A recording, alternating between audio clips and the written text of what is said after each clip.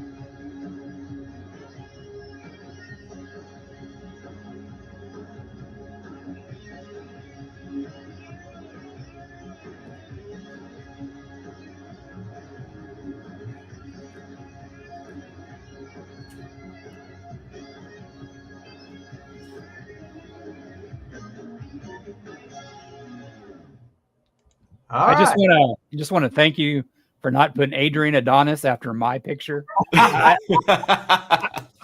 noticed that Ric Flair was after Mr. Pinocchio. You know what? After seeing that hit in football today, Jack, you just keep doing what you do, okay? Yeah, Adrian no Adonis. worries. Don't say anything to Pinocchio. Don't poke the bear. I'm about to put the Hitman under my name now. Exactly. Yeah. Exactly. So tonight, guys, we're gonna do, like I said, we're gonna do our top 10 favorite wrestling entrance music or theme music, whatever you want to call it. 10. Yeah. 10 of them. Could have easily been 20. 10. So 20. gosh, 1 million. I'm looking at but look, and the other day when I started doing it, I was like, this is gonna be hard to do. But then they just started coming up, and I was like, and then when I made my list, I was like, and I've still got some. I was like, I can't believe I'm leaving this up. I can't believe. Yeah. Honorable mention. Yeah, we're gonna have a lot of honorable mentions. Warden loves those, but I'm not the king of those like some of us. That's true. I am the king. That's for sure. Not Harley Race, but not Haku, not the Macho King. I do have my Jerry Lawler. glasses. Hey. There we go. I should have, but I wanted to represent. This could be this, and this could be a hint of things to come for me at least. But and God knows it is hard to see out of these things. God, Your dog's going to town on that pillow behind you, Steve. Yeah. He's having a Molly. Mhm. Molly. So anyway, but so not last week. It's been 2 weeks now. We had our top 10 favorite wrestlers that never won a world heavyweight championship, and we got some good feedback from that. A lot of using, of course. Also, if you look up in the top right corner, you see our new logo for Triple Threat Main Event. That's, of course, Pinocchio again. Yeah, dude, you did a good job on that, Warden. You did a good job. Like Vanna White. Which way am I on? I had to scratch myself and go, I'm just pretending to be itchy. It's that way. Yeah, it's that way. See, you can go this way. It's the opposite of what you're really thinking. But so guys, what's been going on? It's been 2 weeks. You guys been watching any wrestling? I've been watching. I record AEW. I was watching that Wednesday night. I don't know what's it. I get confused what it's called. It Midget had- Dynamite. had like a freaking no rules anywhere, like with Jericho and Kenny. Damn. And I know Jericho's older than me, and it's like, son of a, how is he not? How does he do it? He just keeps going. He just doesn't stop. I mean, and when he did one of them, I don't know who the other guy, but they did a suplex onto a bicycle. Mhm. He got a That thing is not bending. I mean, son of a gun, That had no give at all. Not much giving a bicycle. huh? It's not much giving a bicycle. No. Bicycle, want to ride my? But man, AEW is pretty cool. I mean, they got every freaking NWA guy from before. They got Ric Flair now, Jericho. I mean, it's that one dude. Who's the guy that's really pissed off at Jericho? Said he messed with the autograph. That is a monster. Oh, power! The one that, yeah. Yeah. And I noticed one thing about what AEW does that WWE doesn't do. They take shots to the head. You remember when WWE used to do that? I mean, they don't do that. They don't do it with the chairs, but they did it with like a sign or something. Yeah. But they go all out with all that stuff, which is it's a good change of pace. It's different. It's very like late WCW. You know what I'm saying? So, and I haven't watched in a while. I guess Moxley's a heel now. That's pretty cool. You know, do you call him a heel, or is he like a tweener? I mean, he's a tweener. People Has to be. Yeah. I mean, he blades, he swears, but he's going against Orange Cassidy, so Orange Cassidy's I mean that's the way you would consider that he is a heel, but you know, they people here for him. MJF, I don't know what he is. He's a babyface heel. Yeah, that's what he is. Exactly. He's like Austin was back in the day. Yeah. Or Flair too. You know what? Well, I don't hate to say it. I kind of miss MJF as a heel because of some of the things he would say. He never turned it off outside the ring. That was old school. Oh yeah, I mean, because there was a kid in a wheelchair at an autograph signing, and MJF said, "I bet I can do something you can't." And he stood up, and I was like, "Oh my gosh!" Talking about staying. You don't think that had to be arranged? There's no way he's that. I don't know, dude. He talked trash to some little girl too. There was some little girl that come up there with one of his autographs. He talked purity trash to her too.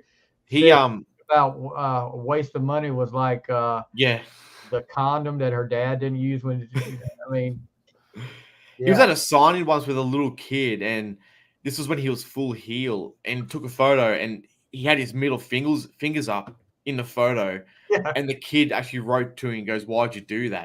And he kept it kayfabe. He said, "I'm a heel. It's what I do. You don't like it? I've got your money. I don't care."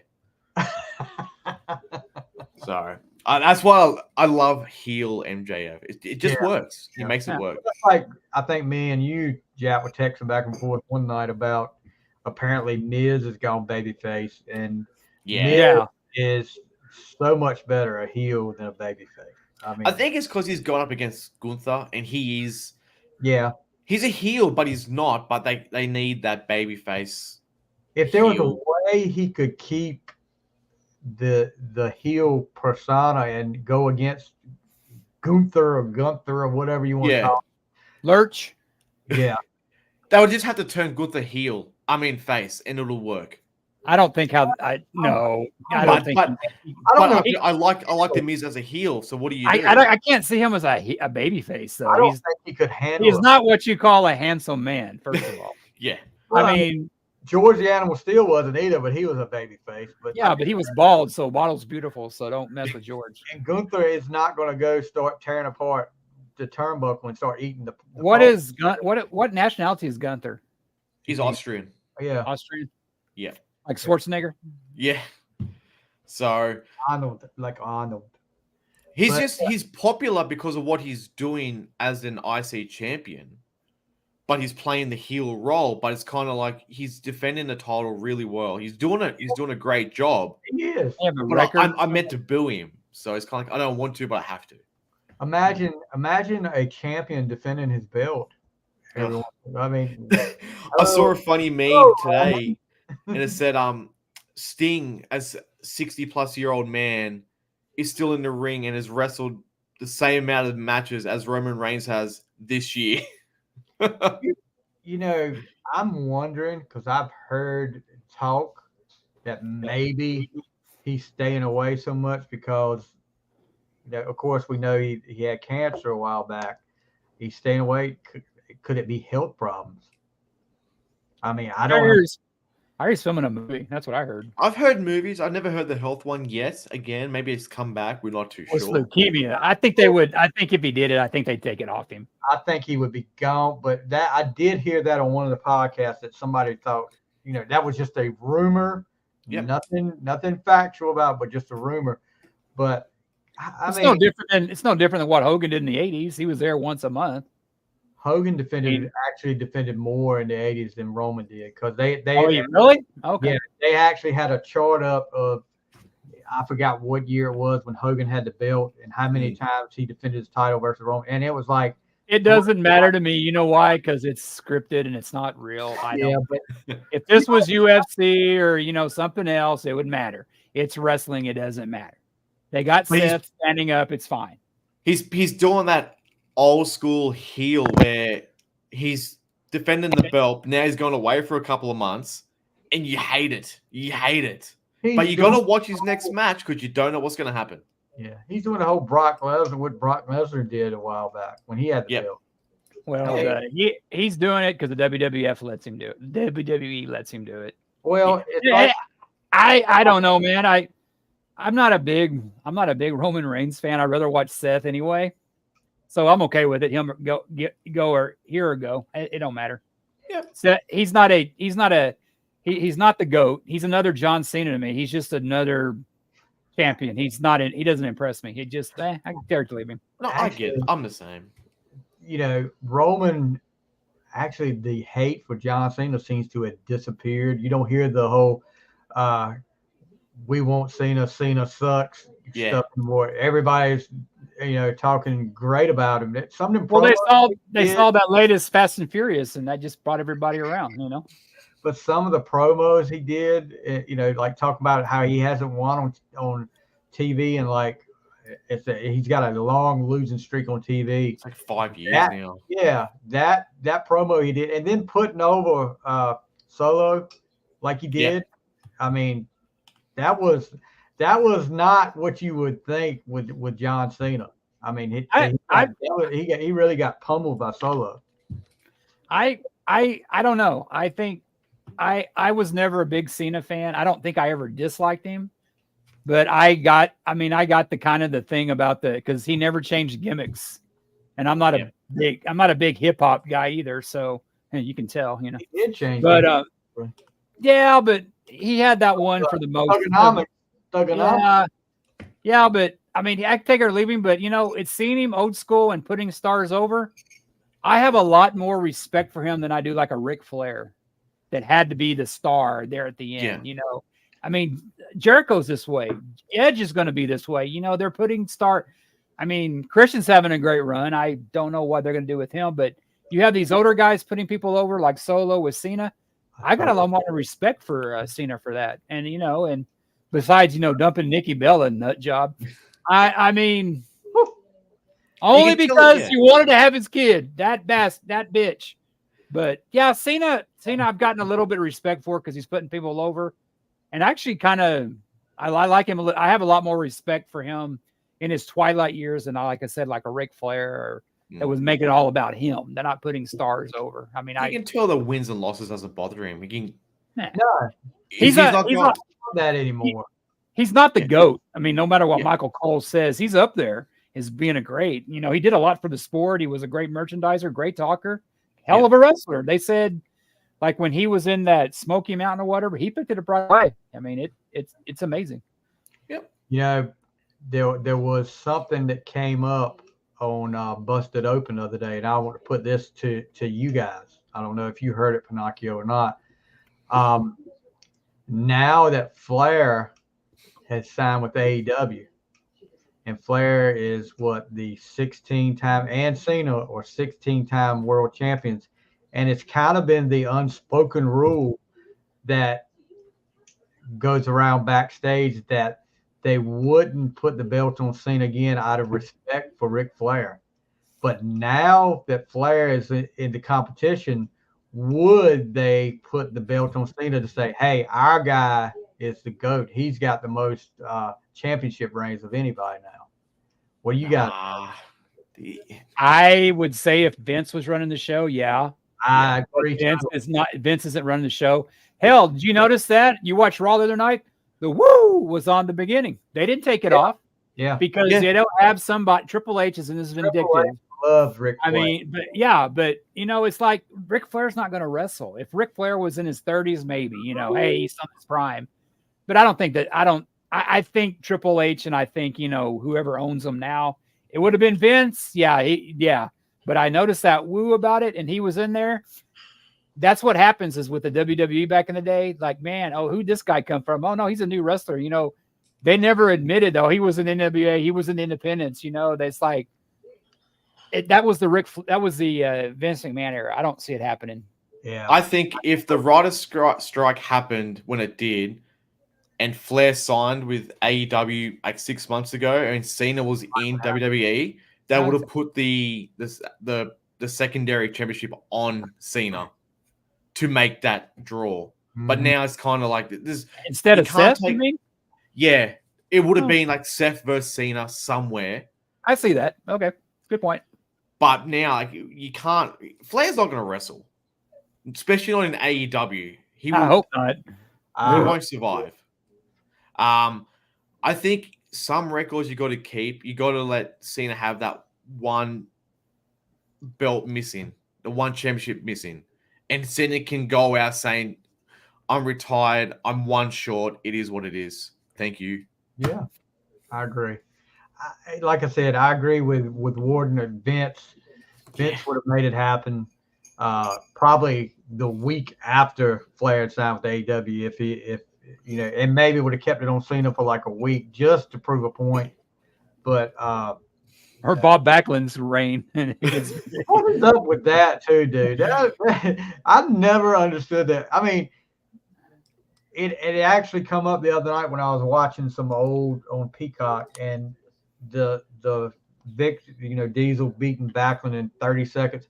I know they wanted a dominant big man. You know how Vince is. He likes the big guys. He wanted a dominant big man. But how disrespectful was that to Backlund to let him get beat in 30 seconds? I mean, Backlund's a professional. I don't think it bothers him. Yeah. I never heard nothing since, like him being remorseful for it or cranky, nothing. He doesn't go on there and bitch about it like, some of those kayfabe things on YouTube. Yeah.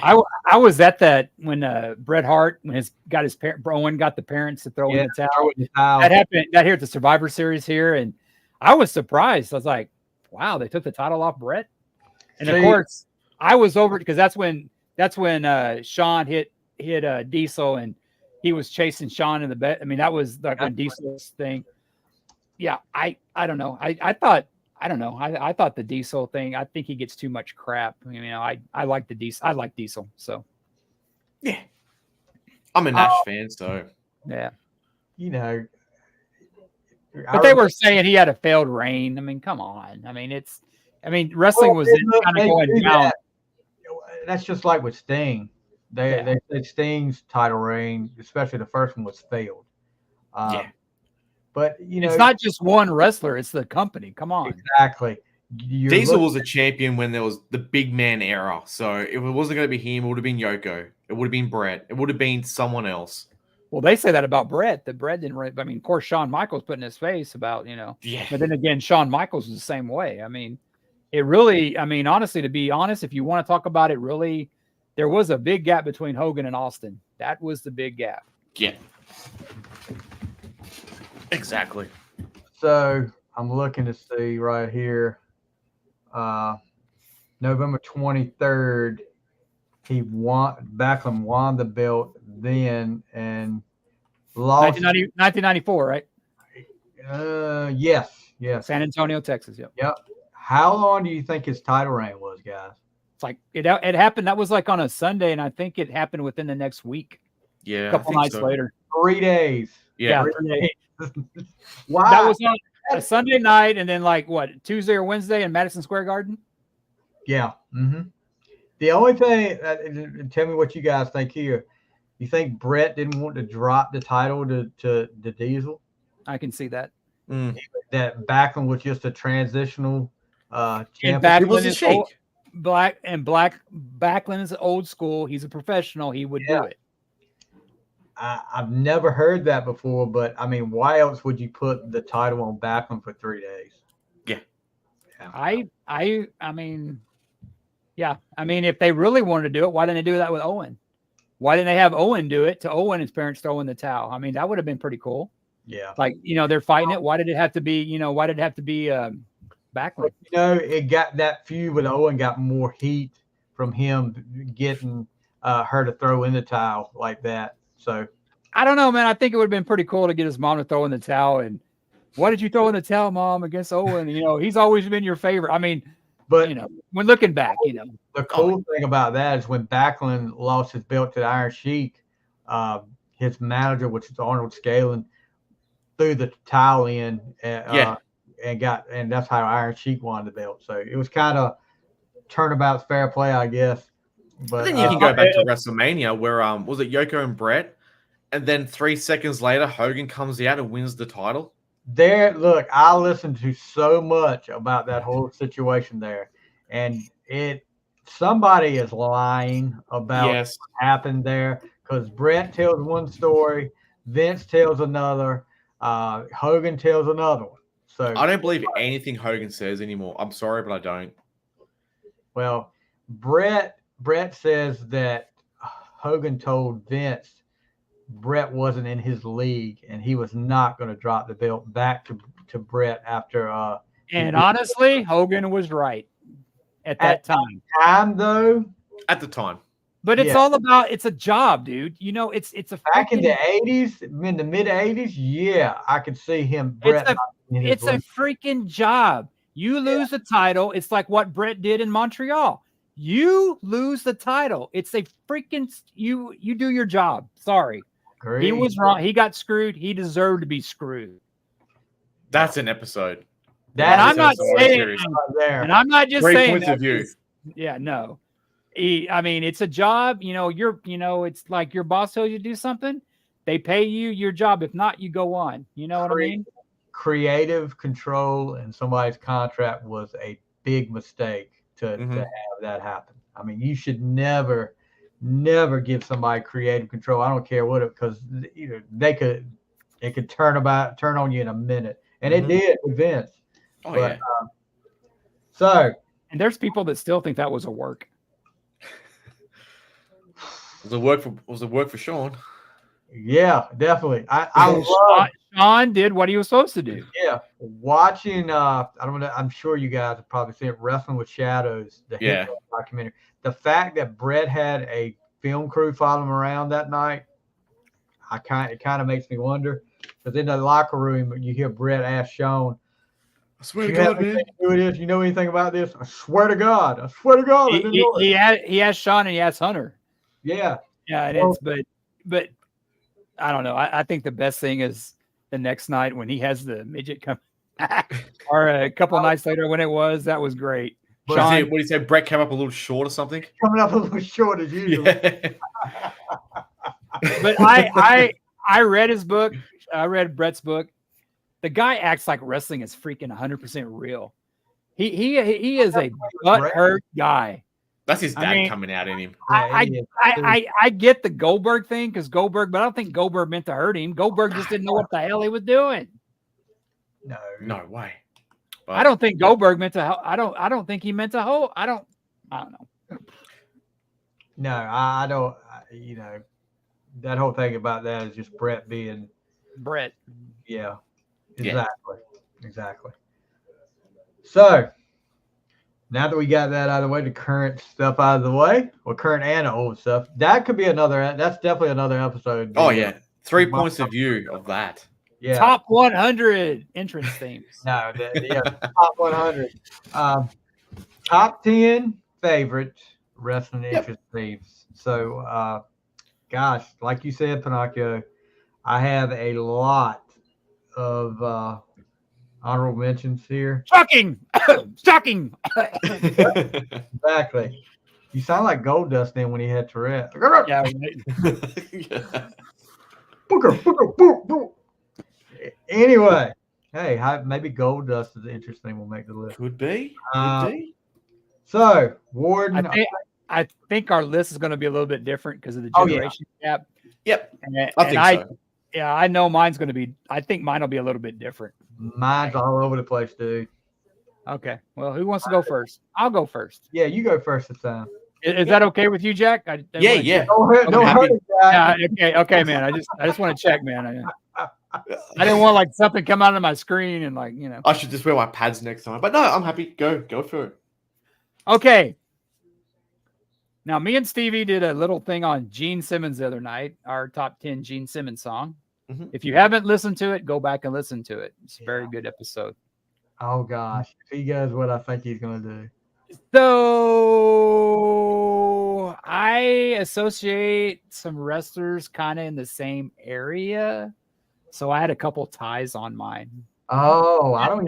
That's just another way of saying I don't have as many honorable mentions as Stevie. So, okay, my number 10 is a tie. These two wrestlers, two of my favorites. They're both big Kiss fans. I'm wearing one of their shirt right now. Oh. Okay. Never Gonna Stop Me. The Rob Zombie version that he did, You Think You Know Me. Mm-hmm. He came out, Never Gonna Stop Me. That was, God, what, 20 years ago, I guess? 2001 too, yeah. Yeah, 20 years ago when he did that one. And his tied with Break the Walls Down from Jericho. That was when The Rock was out there talking shit. It was right before 2000. We kept seeing that clock, Jericho's that debut. Y2K. Yeah. And then he came out, and I mean, just that back and forth with him and The Rock was great. But I mean, I know that if Jericho could keep this theme when he left WWE, this is the iconic Chris Jericho theme. Yeah. And I want to mention all my honorable mentions with Edge. When he came out at WrestleMania, The South of Heaven, that was freaking great by Slayer. That was awesome because I was like, oh my God, that's Slayer. So that's an honorable mention. But Edge and Jericho, to me, they're big Kiss fans like us. Yeah. They're two of my favorites. It's good to see them together in AEW, and that's my number 10. I put them together, and I got one more like that. That's fair. So please, Jack, don't hurt me. Hammer, don't hurt them. I actually bought that Rob Zombie CD for that one song For that reason, yeah. before streaming. Yeah. So I spent like $30 on one song. Is that the first Rob Zombie song you remember? No, because I knew him as White Zombie too. Okay. Yep. I was about to say, man, I feel old because But that was the I first got Rob into Zombie I White watched. Zombie when they did God of Thunder back in the 80s. So Yep. No, good one. That's a good one. I like that one. those two go together. It's like Edge and Christian didn't make my list, but that's that one right there. So that's mine. Very good. So just And I haven't bought a WWE shirt in so long, but I saw him wearing this and going, that's a badass shirt. So I actually bought it. So 50-year-old man buying a freaking shirt off WWE and had no kids. Loser. So just looking at update up here, apparently on Collision, Sting, Edge, and Sting makeup, and Darby Allin beat Christian Cage, Luchasaurus, Nick Wayne. It's the last match for Sting. What do you mean they make up? What do you mean make up? He's got Sting makeup on. Oh, yeah. Oh, I thought they had a falling Yeah, out. I thought you said makeup. I thought him and Ed Christian made up. And like, what? Yeah, I was like, that's a big turn. Yeah. Yeah, Sting's son is ringside. They show Sting. Is this his last match or is it next year? No, this Next is year. his last match in California. So Okay. that's where he's from. So, all right, my number 10. And usually my number 10s are nostalgia. I try to reserve that, but the first ever live wrestling match I went to, this guy was there. Not as well known as a lot of these other wrestlers on my list, but he did come out to a Kiss song. I don't know if you guys remember this back in the Crockett days, and this guy debuted with his, Baby Doll of all people was his valet. Torpedo Girl. I knew it. Warlord. And he comes out to War Machine by Kiss.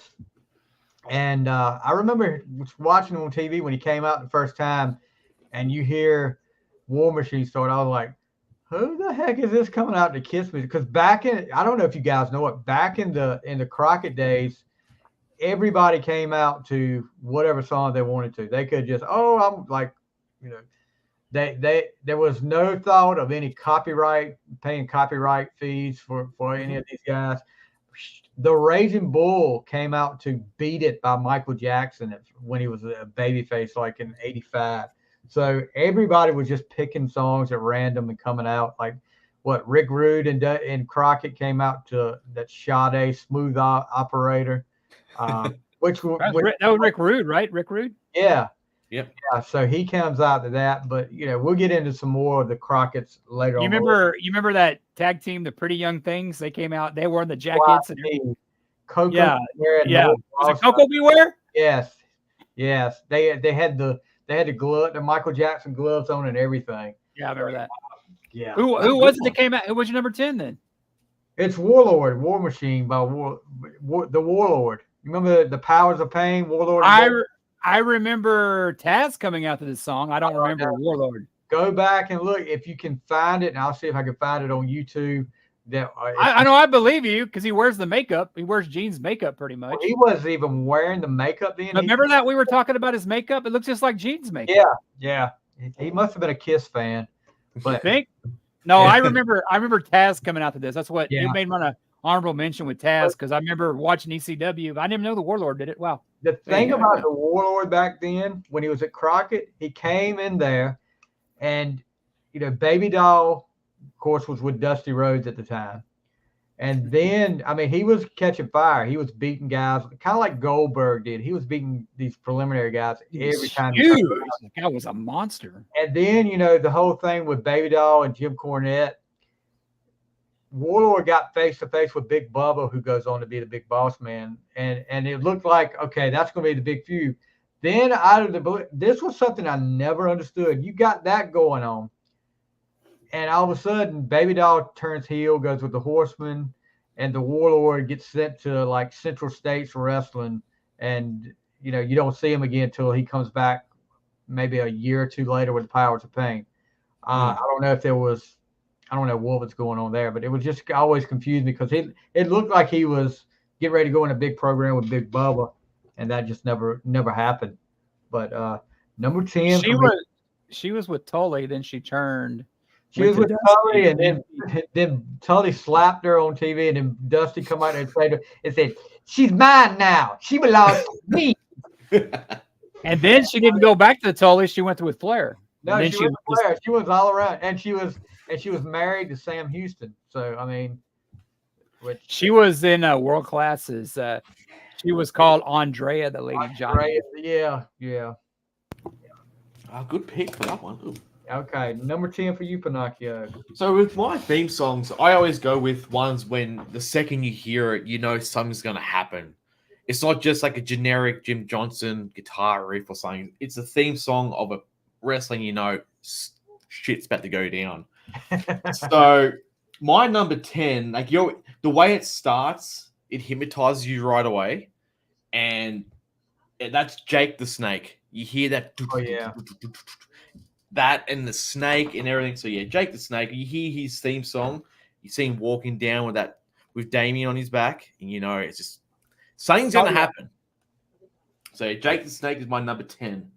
Jake the Snake, one of my favorites. That was a good one, and then when he went heel and they changed it, and you just kept hearing him say, "Trust me," and over and over again. Trust me.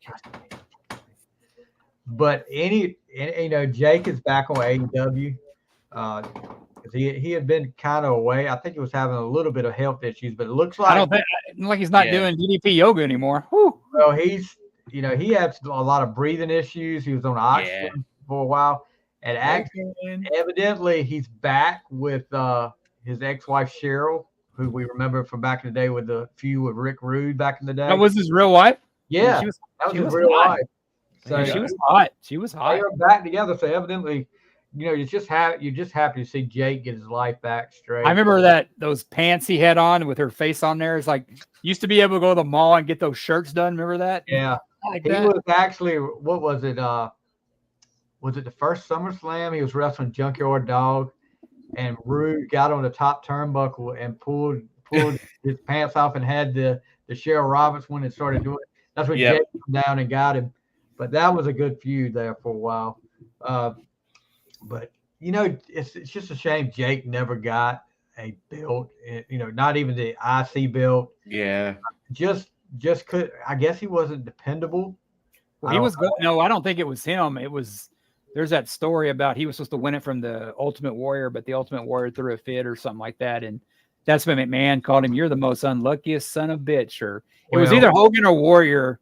I think we talked about this the last episode, the Snake Pit that never got aired with him and Hogan, and he DDT'd Hogan, and people cheered. The crowd cheered more for him than they did Hogan, and Vince said, "I'm not having this. I can't." I was one of them. Like, yeah. Oh, yeah. A lot of people were, but let's see.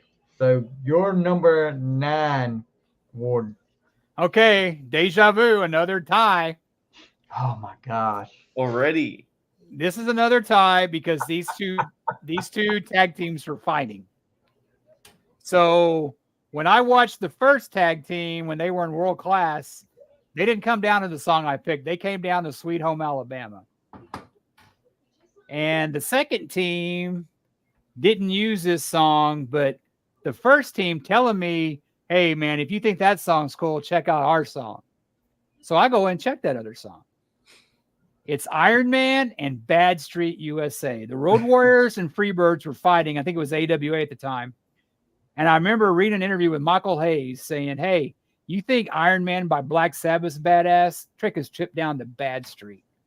I'm not a fan of the Cookie Monster voice on Bad Street, but I love the guitars. And I love the guitars on Iron Man.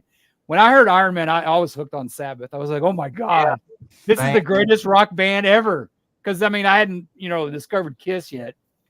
And I just remember, and I still love Bad Street USA. I was doing my list today. I do it on Apple Music. They had it on there, and I just love that guitar. I love the video with him and Gordy and Buddy Roberts, and then Iron Man. They tried to do it, in the 90s. Whoa, what a rush! But it wasn't Iron Man. Like when they came out in AWA. Yeah, exactly. What he said, dude. Iron Man and Bad Street, dude. Just together, man. That's Well, what'd you think about that match you were talking about in the AWA with the Freebirds coming out with the Confederate flag painted across their face? You think they could get away with that now? No way. I'm not a fan of the flag, but I don't think everybody that likes that flag is necessarily a racist. I think it's being in the South. I wore it. You look at it now. It has all these things, but it's like when they made the Dukes of Hazzard. Not all KKK people watch that show. It's just the men of the South. It may mean it, but it is offensive to people. So you got to take that too. But I get that too. Yeah, I just don't. They couldn't do it nowadays. Didn't they wear that? Didn't they wear that in the? Weren't they in that movie with the Highlander? Remember how they were in the beginning? Wasn't he wearing that robe too, Michael Hayes? I don't know. But I remember the Freebirds were in that. But they wore the robe and had it painted across their face. Because the Road Warriors painted their face. Yeah, they were trying. And I just think that he was. I just think he was proud of who they were. It's like Sweet Home Alabama and the whole Sweet Home Alabama and Southern Man by them and Neil Young, your favorite. Alabama or Freebird? Yeah, I think it was Sweet Home Alabama. No, most of the time they came out to Freebird. Well, I've seen that. I've seen them come out to both down here. So Because you look, the funny thing is now on the network, if you watch them, like that awful entrance song they did after Freebird when him and Jimmy Garvin did the whole "Now I'm a Freebird, well, what was your excuse?" And I mean, it is god awful. But instead of playing that now, they play Bad Street. I guess they don't have the rights to that crappy song, but and the bad thing is you see Jimmy Garvin and Michael Hayes up there singing "I'm a Free Bird, what was your excuse?" and Bad Street's playing in the background. I'm like, oh my god, they screwed this up. That's happened to a lot of theme songs. That guitar from Bad Street's just. I mean, that's just so great. It's just so cheesy. I love it. So did I read the theme song? Number 9 for sure now. Freebirds and what? Freebirds and Iron Man. Okay. Sabbath. Did I read the Freebirds song was like one of the first theme songs ever made? Yeah. Yeah. I remember you'd buy those wrestling magazines back in the 80s, and they always had an ad in there where you could order. Michael Hayes did an actual album. It wasn't just Bad Street; it was a whole album. With this Paul Stanley chest hanging out. Yeah, yeah. He had it all hanging out. But I was like, wow, somebody actually ordered. If anybody out there has that Michael Hayes album, please let me know. You do? Okay. I did. Dude. Yeah, I probably bought it. Dude.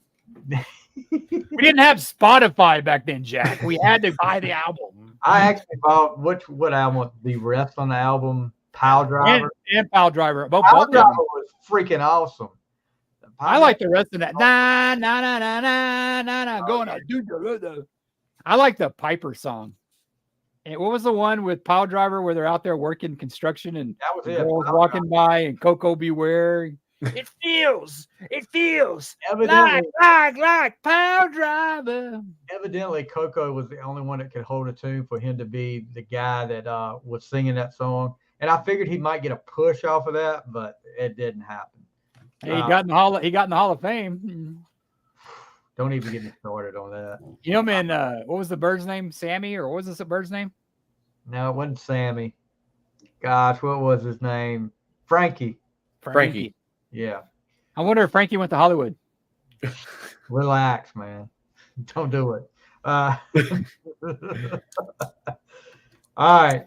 So that was too quick. That was too quick, Stevie. You were already thinking, our minds are just like, Talk about Frankie Says Hollywood. That's the only thing you think of is relax. If you can, I think about the video and I try not to. Exactly. It's awful. All right, my number 9.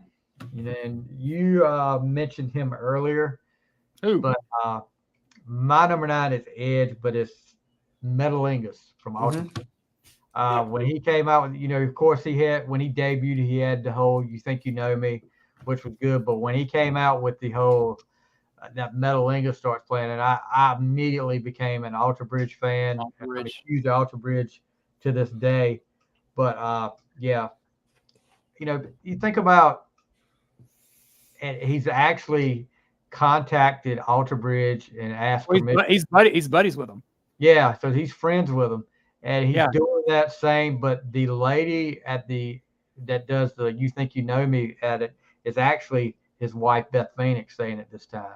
So, wow. Yeah, so it was kind of cool that he was able to keep that and move on. Jericho didn't get to break the walls or anything like that, but Jericho, and that's Judas is awesome. Oh man, I forgot about Judas.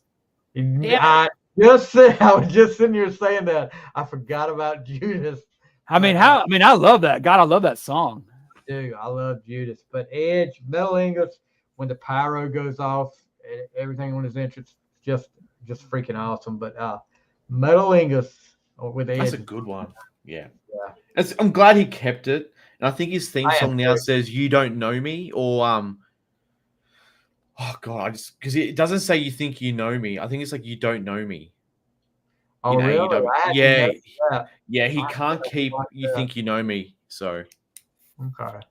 It should be "If You Don't Know Me by Now." Oh my God, what was that? That was great. That would be one of the worst. Hey, you watch it, man. We're gonna get a copyright hit on that. Oh, That's yeah. better than the original, dude. So you know, It's like Simply Red right then. All right, number 9, Pinocchio. 9 for me. All right, so this is like a he's probably a top 3 or top 4 favorite wrestler of mine of all time. Adrian Adonis. I knew it. It is. No.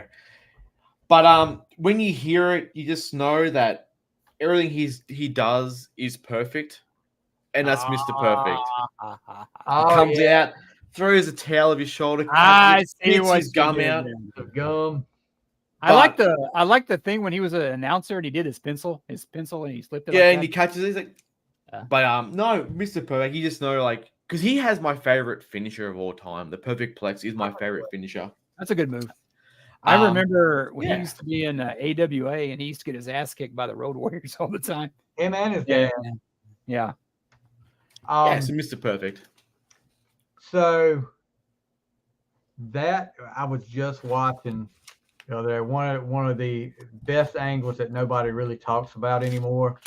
You know, of course, the whole Randy Savage, the Ultimate Warrior, heading Survivor Series to face Flair and Ramon, and then Ultimate Warrior gets fired, and they've got to come up at the last minute with somebody to get in there with Savage, and they do the whole show, that primetime show. This was that was great. Yeah, it was great. The whole show back and forth. It's Heenan, Perfect, Hillbilly Jim, Hacksaw Duggan, and Mach is like on like the camera somewhere. They had him via satellite. Then they had Flair and Ramon via satellite from Charlotte, and you know, to see. And when Heenan slaps Perfect, like you're gonna listen to Flair, and all of a sudden he slaps him. Heenan is so great because when Perfect gets mad, he said, "Oh, don't hurt me. I didn't mean it. I'll buy you a boat. I'll buy you a car." Yeah. But yeah. That was because you knew watching that whole program what was going to happen. Yeah, he knew he was going to go with Savage. But the thing that created, though, you didn't know when that whole match was Perfect going to turn on Savage. Was it all a ruse? And they were just going to get Savage, but it didn't happen that way. But yeah, I could see that Perfect as number 9 for Pinocchio. Okay. Yep. All right, Ward, number 8. Oh, sorry, I will say real quick. A lot of mine, I'm not a fan of theme songs with words. I love the music, so little hints for later on. I got you. Number 8, Warden. Ooh, 8. Number 8 for me. Speaking of Macho Man Randy Savage. Pomp and Circumstance. Whoa. You know, not the yeah he had in WCW. That drove me nuts. Yeah. Not the other one he did with did he do with Gorgeous George? Hey, Mach. What's up, Mach? But the original WWE run he had before, I don't know if he changed it with the King or whatever. I don't remember. When he first showed up, even with Elizabeth, and when he was that heel going against Hogan, that was my favorite era of Macho Man, you know. But it had to be Pomp, and actually, this one's not a tie. Aren't you proud of me, guys? Hey. Pomp and Circumstance, and every time you hear that at graduation, you're like, "Ooh, yeah!" You want to drop an elbow on somebody? But Macho Man, one of in my top 10 favorite wrestlers of all time, love Savage. And he would have been this past week would have been like 70 or 70 something. It was his birthday this week. Did they ever find out what happened to his brother? I have no heard for sure what happened to Lanny Poffo. Because apparently he was in South America. That's where he was living. Nobody said anything about him being sick. I don't know if it was. No one did. Well, I mean, Savage had a heart attack. Why not? You know. Let me see if it says anything about his death up here. Because that kind of just disappeared. It did. You know what? It sucks about the two brothers is their dad and mom lived to be so old. Heart failure. Savage was Savage in his 59, 60 barely, and just had a heart. I mean, wow. 58, I think. Yeah. Yeah, he was young. Yeah. It just sucks with Savage is that, man, the guy had so many demons. He made up with Hogan. He was peaceful. He met the love of his life. He reconnected with the love of his life. Yeah. He was peaceful and happy, and bam. I mean, that happens in life, man. You get content, you get happy, and hey, it's time to die. I mean, that's all gone. we were talking about Michael Hayes' album earlier, but anybody out there have a Randy Savage "Be a Man" rap album out there? What? You have never seen that, Pinocchio? No. You need to Oh, look up really? That's Pinocchio. horrible. Look I'll up write it down. Be a man. Huh? YouTube, "Be a Man." He takes it's a whole song where he takes shots at Hulk Hogan the whole time. Oh no! Yes, I know the one now. Yes. Yes. Be a I just Man. remember seeing him in Spider-Man and just how I mean, Oh, it's like, God, he was, I got you for 3 minutes. and I was like, man, you're kind of old to be that pumped up, right? Did he have extensions in like He's back very- injuries? Because when he was turning around the movie, he was doing his whole body. Well, he was You're so going stiff from the nowhere. roar, just he couldn't move. I don't know. You're going nowhere. freak show. You think about it. You think about him when he came out of what ICW into the WWE, how he was built, but he was thin, and he was he just got over the years just got bigger and bigger. Like when he's in WCW, he was huge. Yeah. And that's another guy. Like I hated seeing him in WCW. I mean, yeah, he was the one that. I mean, everybody talks about his ego, but he's the one that took the leg drop from Hogan. in Oh the heel yeah. turn. I mean, you think Bret Hart would have done that? No, No. I don't think at the time anyone else would. Because At Savage, that time. I think Sting would have, because Sting was like rumored to be the heel. He was before Yeah. Hogan said he would do it. And that was one of the plans was Sting. Yeah, but it got me about that is about maybe he got pissed off about later life, but I mean Savage was old school. He was a team player. That's took the thing. The old school mentality is what got him. Honestly, I would have took it, but they just had so many things where the NWO would always beat him up. Then he joins them. I'm like, oh come on. But you watch that Bash of the Beach. What do you remember? Hogan turning on whoever was in that ring at that time. It was Yeah. Savage. And it's always going to be Savage now. Yeah, It's funny. It's funny that night that they did turn, and I always remember it because I was at the Kiss reunion show, and I remember like, God, I love Kiss, but I want to see what's going to happen because I remember before the dirt sheets, the internet was kind of just getting started, and Piper said on one of the dirt sheets, Hogan told me he's going to turn. It got out. I don't think it caught on like it would now. Yeah. But Piper broke the news, and I remember coming home, and my buddy's like, "Oh, my roommate's going, dude."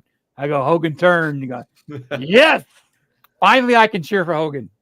Yeah, the backup plan was if Hogan decided not to, that Sting was going to do it. That's why It wouldn't have been as it wouldn't have that's been. why Luger got eliminated early in that match, so they could make it 2-on-2, and then if Sting turned, he just beat the crap out of Savage. Which I guess Savage would have took it either way if Sting had done it or Hogan had done it. But you watch it now, and if you didn't know and you heard Bobby going, but whose side is he on? Like, you just gave it away. What are you talking about? Yeah. Bobby, why? And it's so funny. You watch that, and you watch about like Dusty Rhodes talking all shit. So who does Dusty Rhodes eventually joins the NWO? Yeah. Come on, dude. But whose side is he on? What about That was all ad-libbed. That was all ad-libbed. They did not know. Yeah. Hulk Hogan, you can go to hell. Schiavone was great. Bobby Heenan was great. All right. Who's bad now, boys? My number 8 is the legend, and I guess he shares this theme music with another legend, is Ric Flair, 2001 Space Odyssey. He shares it with Elvis. But yeah, back in the day, boy, in the 80s, looking everywhere trying to find this song, you wanted to have it and just play it. But I remember my mom had so many Elvis records, I didn't have to worry about it. So the live version of it. But yeah, when you heard that, you knew you would get what did Flair say? School's about to start. The school's in session. I mean, it was just great back in the day. You always knew you were going to get a great match when you heard that song. But he does it. But then it got crappy. Like they tried to make it too, and I guess they had to change it a little bit to make it sound different because of copyright stuff. But throwing. I wasn't a fan of throwing the woo in the front of it. I wish they would just left it that out of it. But yeah, Ric Flair theme song is my number 8. You may be hearing a little bit about that a little bit later. Yeah. I think he kind of has that theme a little bit. You kind of hear it a little bit in AEW now. But not as much. But it's like Jake the Snakes in AEW. You can kind of hear a little bit. So, well, that's just like Charlotte's theme is just a rock version of 2001: Space Odyssey. Yeah. I mean, but now she has, instead of the woo, she has like all hail, all bow down to the Queen or something. Yeah. All right. Pinocchio, number 8. Number 8. All right. So I'm not a fan of this wrestler, but I can understand why he had this theme at the time. I believe he had it in the 80s as well. And that's Hulk Hogan, Real American. I think he had it just to be, say your prayers, take your vitamins. But it's an iconic theme. It's the red and yellow. You hear it come out. So, and I'm a fan of Rick Derringer as well. He's all right. It wasn't his song originally. It was for Barry Windham and Mike Rotunda. Yeah. The American Express, I think they were called. Yeah, Express. And they went to NWA, or at least I know Barry Windham did. So then Hogan pretty much got it. And have you? I like I like that guitar. He did another version with like horns in it. It's not good. Yeah, I like that. I like that. And have you heard what Hogan's theme song was before that? Oh, well, I don't know, what was it? Yeah, it was that, just what you said, where they chant Hulk over and over. Yeah, that was the one they played on Hulk Hogan's Rockin' Wrestling. Yeah, that was it. I don't think that would have the same effect. Well, he did Eye of the Tiger too for a while. Yeah, I guess WWE thought on early on that okay, we're gonna have to pay copyright fees for this if we keep on doing this. But I like that better than his Voodoo Child one. I wasn't a fan of that. Not me either. I like that song, but I just didn't like the. Yeah. So yeah, that's like I said, I'm not a big fan of Hulk Hogan. I don't know why. I got it, but I'm just not a fan. But it's an iconic theme. I always looked at him, being a Crockett guy, especially when I first started really getting into it. I kind of looked at him as the enemy because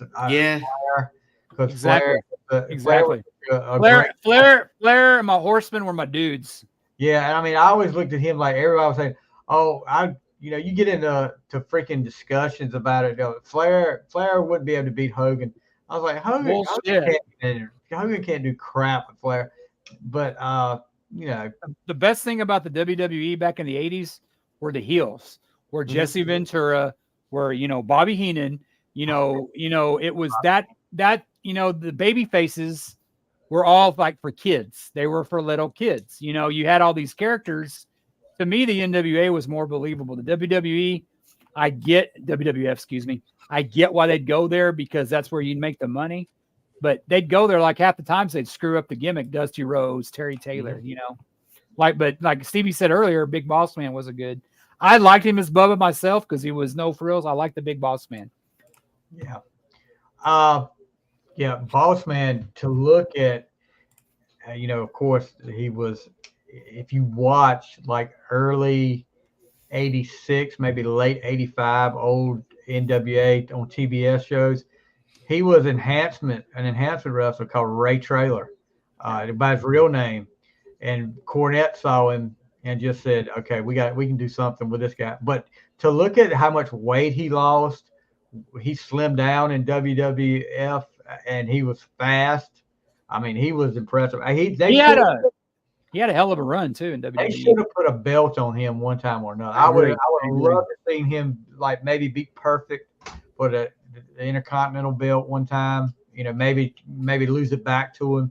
But you need to put a belt on him. He worked. And he would have made my list last time, but he held the Universal Champ, the UWF title. WWF, won it from Terry. Wasn't he? Yeah, Dick Terry Gordy. Yeah, him and Gordy fighting were great. Yeah, then he lost to Dr. Death. He lost the belt back to Dr. Death. That was the last UWF. All three of those are gone now, Stevie. Yep. The only thing bad about Dr. Death, he was a Sooner. They won this weekend. Yep, Who? they did. Oklahoma. We don't Yep. care. We don't I talk care. about Oklahoma here. You don't care. How All the hell right. are you an Oklahoma fan? Because of Jim Ross. Grilling JR. There's Yeah. a lot of. I'm trying to think of the wrestlers that went to UT, but you're right, Jim Ross. Okay. So, who is you're next, Gordon? Number 7. Okay. Already. This is another one. Speaking of, wrestlers in WCW that went to WWEF or whatever, and they made them. And guess what, boys? This is another tie. Good gosh. Well, I will defend myself We got because the record for ties when, tonight. when these two boys jumped to WCW, WWE felt they had to bring back their it's characters, not. not the guys, but the character. And I'm talking about the bad boy, Razor Ramones, with the guitar, the things, spinning out the car. Yep. Yeah. And I'm talking about Diesel Blues with the da-na, da-na. I love that song. To How'd it me, go these two go together. These two go together because Razor Ramon, they went to WCW, and WWE had to bring them back together. And it wasn't Scott Hall and Kevin Nash; it was Razor Ramon and Diesel. Mm-hmm. But yeah, it's the Razor Ramon theme and the Diesel theme. And like I remember a few years, I think it was the Royal Rumble, and they play that, and like Kevin Nash comes out. I think he tore his quad walking down the aisle. But those two of my favorites, Razor Ramon, Scott Hall, just two of my Razor Ramon, Scott Hall, and Kevin Nash, I guess. Yep. It's two of my favorite WWE guys. I love them as the outsiders. I just wish the NWA WO should have left them at just a few here. They got too many people. Too many people. When Buff Bagwell joined them, I'm like, okay. Disco Inferno, it was over. Buff wasn't bad. Mike Rotunda or whatever he was, VK Wall Street back then, when he joined, I was like, okay. And then they did, Vincent. Oh, I mean, and a lot of people don't realize, he was named Virgil in WWF, and that was a shot at that was a shot at Vince. Virgil. It got a Then WCW calls him Vincent, like Vincent Kennedy McMahon. So they were taking shots back and forth at each other through him.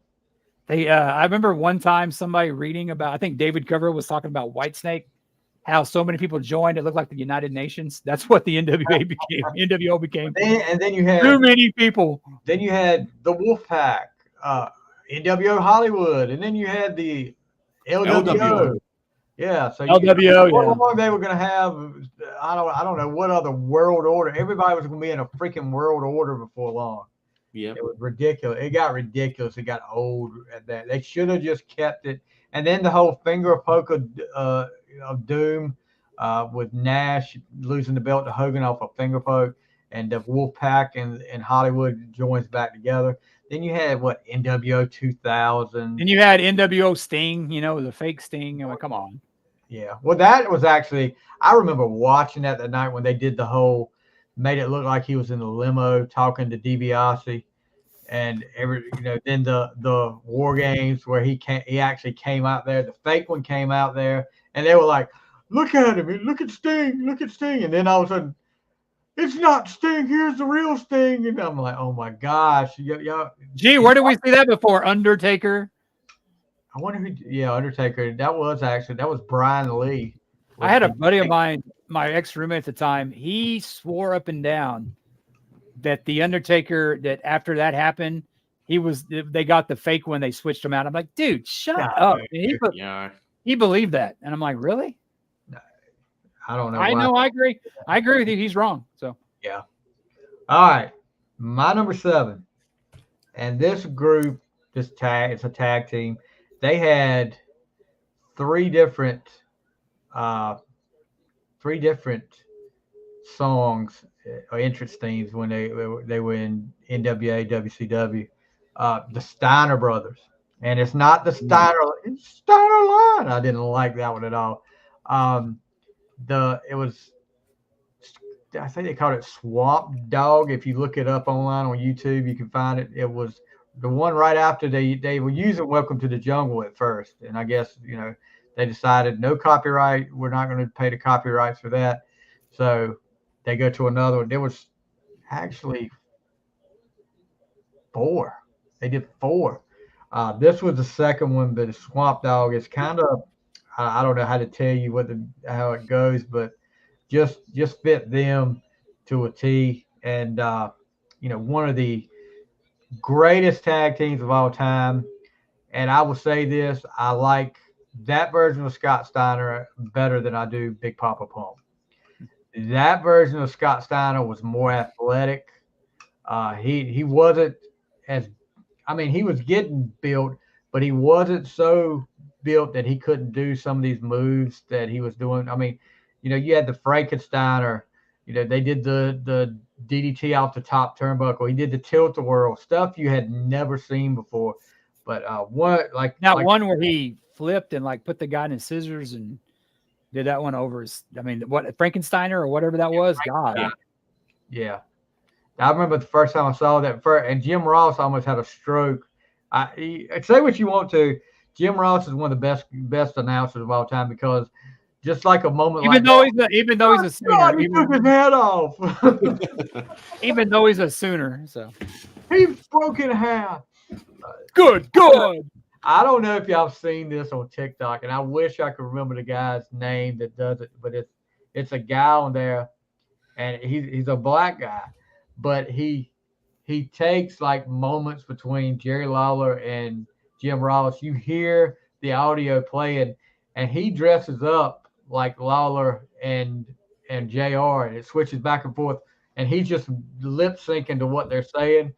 Oh my God, it is hilarious because he's got it right on it every time. But yeah, reminds me of that song by Styx, "Too Much Time on My Hands." Too much time. Yep.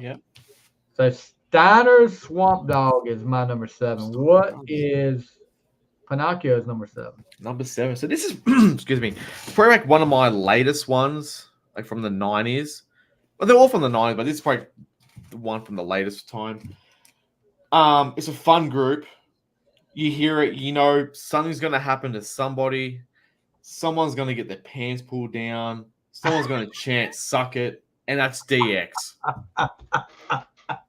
You hear that bass line, and you just know something's going to happen.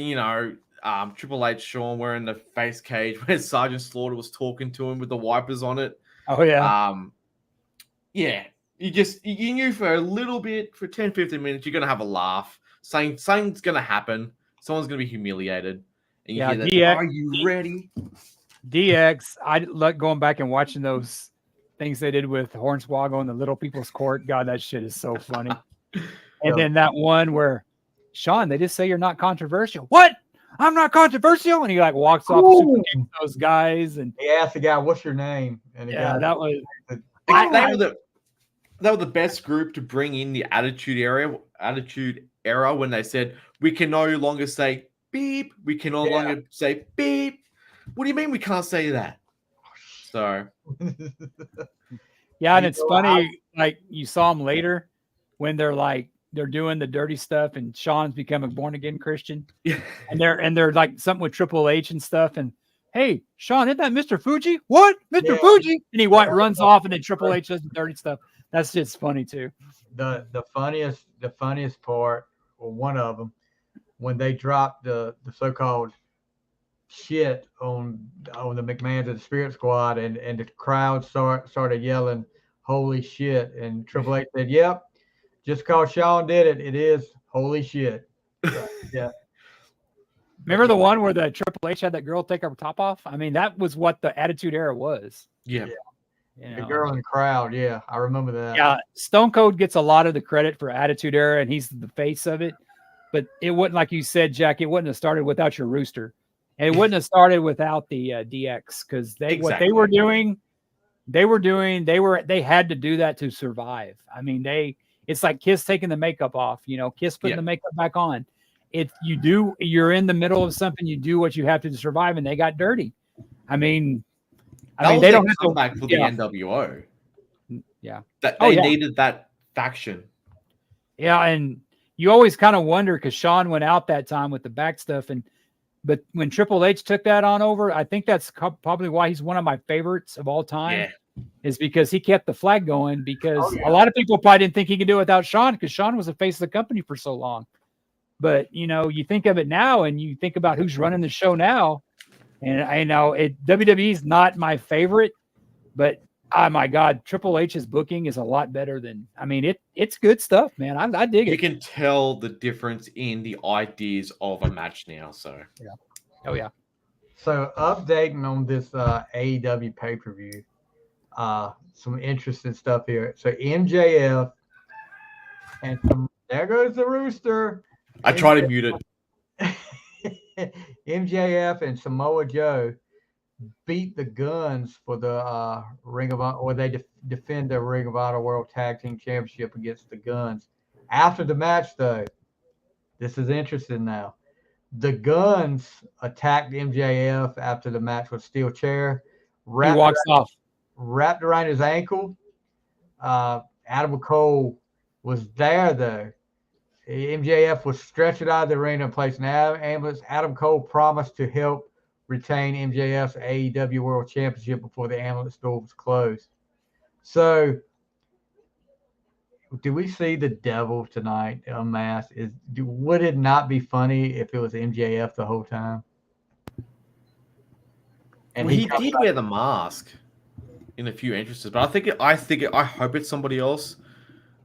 It would be so funny though if he turned back like full-fledged heel again. But I think the crowd would still cheering. All right, number 6 for Mr. Warden. Mr. Warden is a repeat. Talking about it's funny. I've never seen the movie. I know the song more from Ric Flair.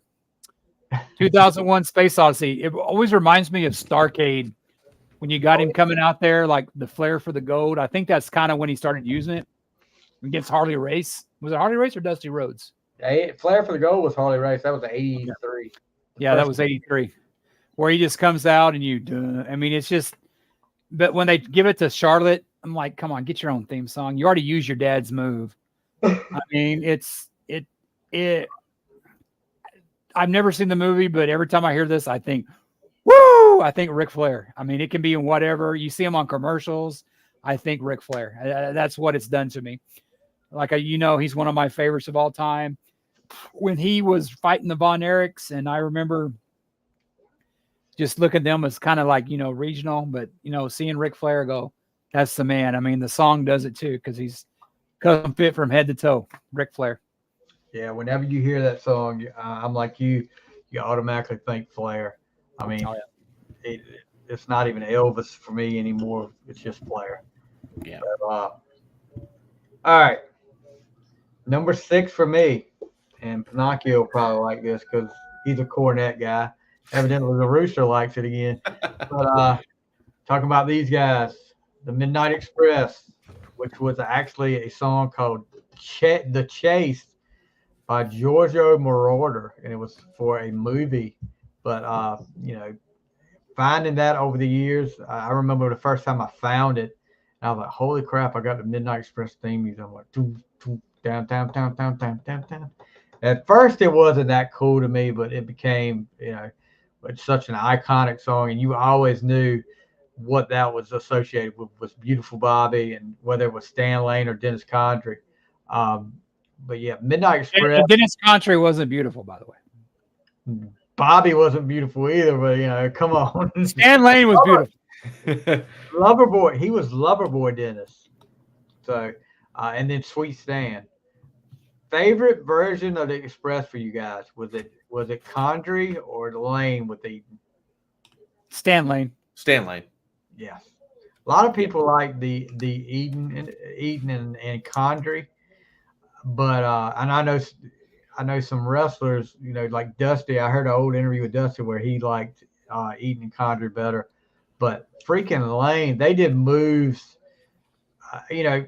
with Condrey, it was pretty much the same move. I mean, they did, what was it, the rocket launcher? They did that, but Cornette would come up with all these freaking names like Vegematic, the Flapjack. Geez, what was I don't even remember the one where Lane would get on his knees and Bobby would come clothesline the guy, and Lane went under their legs at the same time. He called one This was so it was so great. I remember the day I watched it and saw it. Bobby Eaton takes a guy and he's got his like shoulder like this and then just drops down. And Cornette said, "You know what that's called? That's called divorce court because it separates your shoulder straight from your body." So I mean, what can you say about Cornette? He could come up with some stuff, but yeah. Number 6 for me is the Midnight Express thing. Midnight Express. Boom, boom, Two boom. things about that. I remember my first wrestling magazine I ever bought. It was Pro Wrestling Illustrated. It had the Rock and Roll Express and the Fabulous Ones on the cover. And it was an article like, are these guys going to change partners? Because Stan Lane was there with Skeeter. What was that guy? And it became Skeeter. Yeah, Steve Kern. Yeah, Steve Kern. And they were called the Fabulous Ones. And the Rock and Roll Express were real big. But I remember that was my first wrestling magazine. It was like it had to be 85, 86. Yeah. But Midnight Express, that song too, it not only reminds me of the Midnight Express. There was a talk show guy on. He'd come on at midnight. I don't know if you may have heard of him, Stevie. His name was Art Bell, and he talked paranormal and all that UFOs and ghost stuff. But that was his theme song. And I think it's called Coast to Coast now. There's another guy hosting it. They still use that theme song. So talk about one of the most iconic theme songs. That didn't make my list, but that's an honorable mention for me. Oh, good. I like the Fabulous, were the guys in AEW used? They were using that one. FTR. There was another FTR. version of it. That's a pretty cool version too. Yeah. I think they even asked Jim or something because I was listening to one of his podcasts and he said they did it as respect for the Midnight. So let me ask y'all this: FDR, do they remind you more of the Midnights or Arn and Tully? Arn and Tully. yeah, entirely easy. I think Arn and Tully too. They throw that out there a lot. That they patterned themselves a lot after when you look at it, probably more Arn and Bobby Eaton. The two greatest tag team wrestlers of all time, I think. I agree with you. Yeah. All right. Number 6. Not that you're partial to Arn or anything, Stevie. Not at all. I'm partial to Midnight, so it's okay. All right. Pinocchio, number 6. Number 6. So this is probably I was going through my list now. Probably my first WCW one. And this guy had a couple of themes, but this one I love the best, and that's Sting, the Crow Sting. Oh, wow. Especially at Starrcade. I am a fan of the man called Sting when he was Surfer Sting, but this one, I think this is the best one for the time. With the lightning and the scorpion in the sky, the lasers. Yeah. That whole build up to that when he came out that night, and then you see the whole light show and then hear that music. I mean, it totally fit his whole persona. I was more of a fan of like you said, and it was probably the one before Man Called Sting, because I'm like you, Pinocchio. Some of this stuff I don't like the words on there. I mean, when they kept just saying, you have a line in there, he does this, he does that. I mean, come on, who's writing this stuff? Just leave it up. Let him have the old the first theme he came out to was great. I really like that. But that totally fit. Big disappointment of a match that night. I remember we got the pay-per-view and I was sitting there like, and I was saying that night, they totally screwed this up. I mean, they totally screwed it up. And then that was, a lot of the guys that were working there, Shivani said it, that they felt like that was the beginning of the end for them. They had all that build up and had everybody like that, and then to go out there and lay an egg like that, I mean, it was a screwed up situation. I mean, and then you hear the stories about, well, Sting didn't have a tan. Bischoff said Sting didn't have a tan, stuff like that. That was just Hogan saying, maybe I don't want to lose the belt to him tonight. Doesn't have a tan, but he wears face paint. I mean, he's wearing face paint. He's supposed to be a freaking guy hanging in the rafters. How is he going to have a tan? He's meant to be someone who's been hiding away for a year. He's Exactly. not on the beach. Wow. But that's Hogan coming out again, doing his Hogan thing. Yeah. In my opinion. Yep. Creative control, buddy. I am not a big Sting fan. I think by the time I liked Sting he was in UWF. When he first kind of started out, he was with Eddie Gilbert, Missy Hyatt. I kind of liked him then. I'm more of a fan of the man Sting. I think he's a good guy. Yeah. I think he got screwed when he went to WWF and Triple H beat him, and I like Triple H, but they should have let Sting win. But then again, that's Vince McMahon not letting WCW win. No, that wasn't going to happen. I wish he would have went to WWE and not TNA. I think he wasted a lot of years. I think the guy's a good guy, but I'm not a big fan of the guy. So I don't know what song you're talking about. I really, like I said, I kind of checked out on Sting. He was just kind of, I remember my roommate at the time, he just thought the Crow Sting was great. And I'm like, people that wear makeup, that's just so stupid, you know? Oh, yeah. Yeah. Sarcasm. But that whole Sting WrestleMania, Vince taking one last dig at WCW, that you look back at it now, do you guys remember that match well? Mm-hmm. See, this is what I don't get, because I saw it. You had NWO come out. Mm-hmm. You had DX come out. Shawn was in NWO 2001, comes out in DX. The whole clique is against But what Hunter. about X-Pac? X-Pac comes out, who was in NWO as well, but was in DX. That was the curtain call again, because they all hugged at the end. Yeah. That was just a big FU to WCW again from Vince, saying, you know what, I'm going to do it one more time, and I'm going to bring out everyone's friend. You talk about Ward, about Sting should have gone to WWE, and Sting said several times the reason he didn't go as early as he did, he was skeptical about going, was he saw what Vince did to guys that were made in WCW. You know, he didn't do that. Not very, Booker T. He was very skeptical about it. I get that. Yeah. The biggest one was when Booker was in the ring and The Rock turns around. He looks at him and goes, "Who are you?" And Sting goes, "I knew. I made the right decision not to go." Yeah. Well, you look at Jericho got a push. Yeah, but Jericho before NWO went he joined before he joined before the WCW. He went before the other ones had to. Yeah. Like Vince won that fight. Jericho jumped ship before. Yeah, he did it for himself. Yeah. And Jericho really wasn't established as Sting. So he was younger, I guess. He was light heavyweight champion at the time, you know what I mean? But he was getting ready to be in a feud with Goldberg.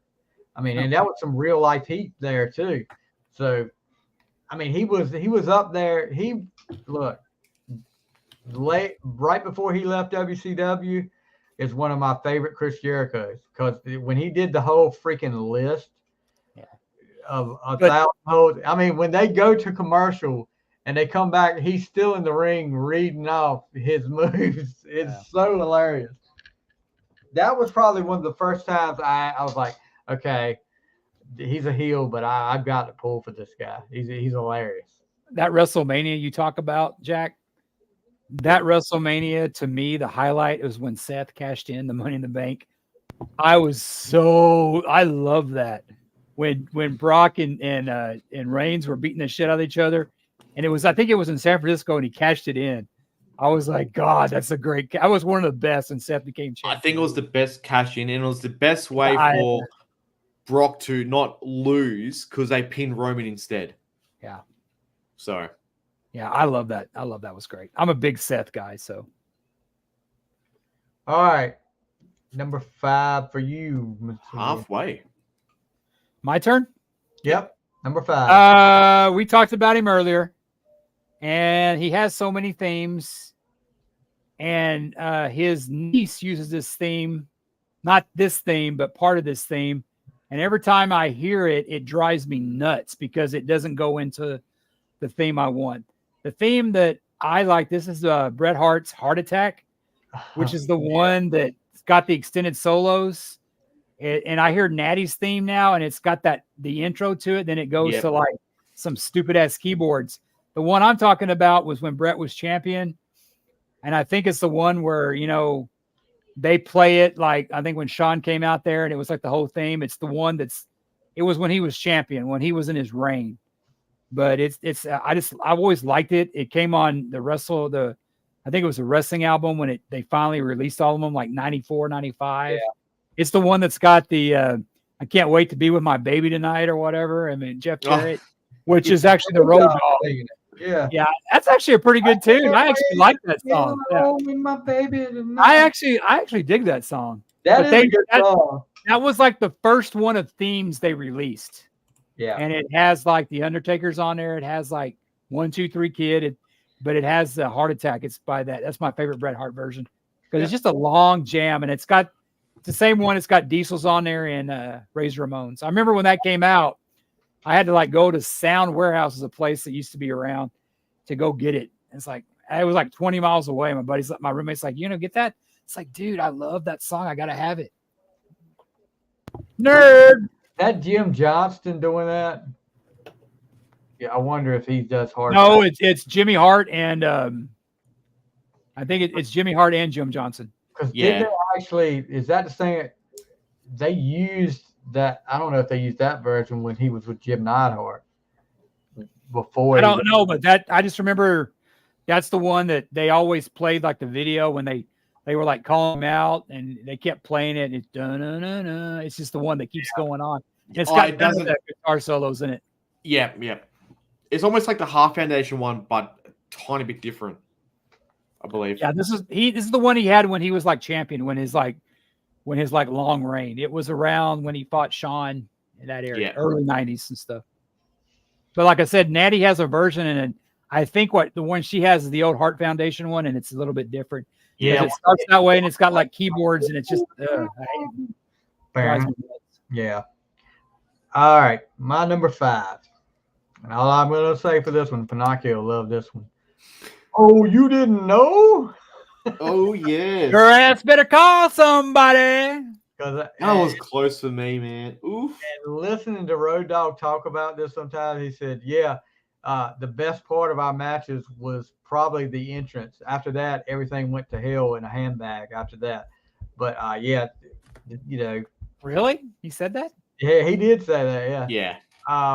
Was that a shot at Billy or what? No, it was a shot. No. It was a shot at was that himself. He'll say it several times. He was not that great of a wrestler. He was all about what he could do with it, A lot. I mean, honestly, a lot of them weren't. I mean, it's I don't know. I guess some people maybe, and I get why the wrestler does it, but I think you're watching pro wrestling. You really shouldn't expect a bunch of shit. And then they're not a great. I mean, it's like Nikki Bella wrestling. Who cares if she can wrestle and do a hip toss? I just want to watch her. And the same thing is about wrestling with the guys. It's just if it's entertaining. I mean, it's I don't know. I guess I'm not as critical as some of them are. I never got that though. Yeah, but hearing it the first time, and even when they were heels, when they would come out and start, you'd hear the crowds just do it right along. And then when he did the whole intro, ladies and gentlemen, boys and girls, children of all ages, DX Generation X proudly presents its tag team champions of the world. Yeah. I mean, the badass Billy Gunn. It sounded so freaking awkward when he came out there by himself when they had the little split. Yeah. And when he would talk about like being the what Stevie, you weren't a big fan of Ass Man? I'm an Ass Man. How about Chuck and Billy? Oh. Or the Smoking Guns, remember that with the gunshots? Yeah. Yeah. And they actually brought cap guns out to the ring and started firing cap guns off. I was like, oh my Not God. Today, they wouldn't have. No. I say back in the day. How about, and look, this is totally off subject. Do you guys remember Matt Bourne? Mm. When Matt Bourne, Doink the Clown? Yeah, Doink the Clown. Before he became Doink the Clown, he was in he was in world class too. He wrestled down there. He was in WCW and they called him Big Josh. Yeah. Big Josh, yep. One of the pay-per-views, he comes to the ring with 2 bears. Yeah. They've got 2 bears walking beside him. They were talking about him on one of the podcasts. I don't know if it was Siobhan. Nikita Koloff and Ivan Koloff? Yeah. Those 2 bears? Oh. Yeah, they said the bears were shitting everywhere going down to ringside. They just didn't like the crowd, Stevie. They were shitting, man. Come on. Gosh, it was awful. That was.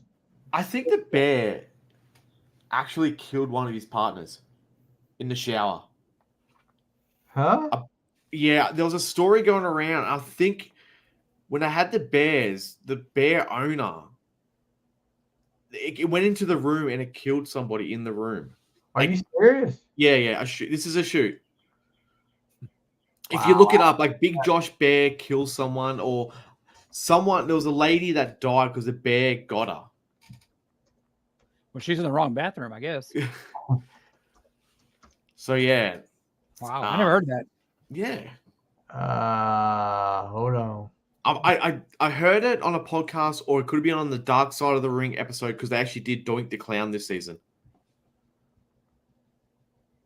Let's see. They're talking. They're showing pictures of it. Oh my gosh! See, they're showing pictures of the bear, and somebody put up there, "Who's the clown with the bears?" Ha ha ha. Okay, yeah. Clown.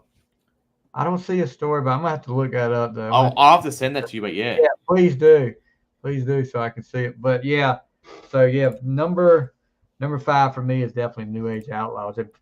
But do you hear the song that they do now? If they ever come back to WWE, it says, "Oh, you didn't know? You better call somebody." It doesn't say yeah, it'll say your ass. Yeah. Look, they left that off. Godfather.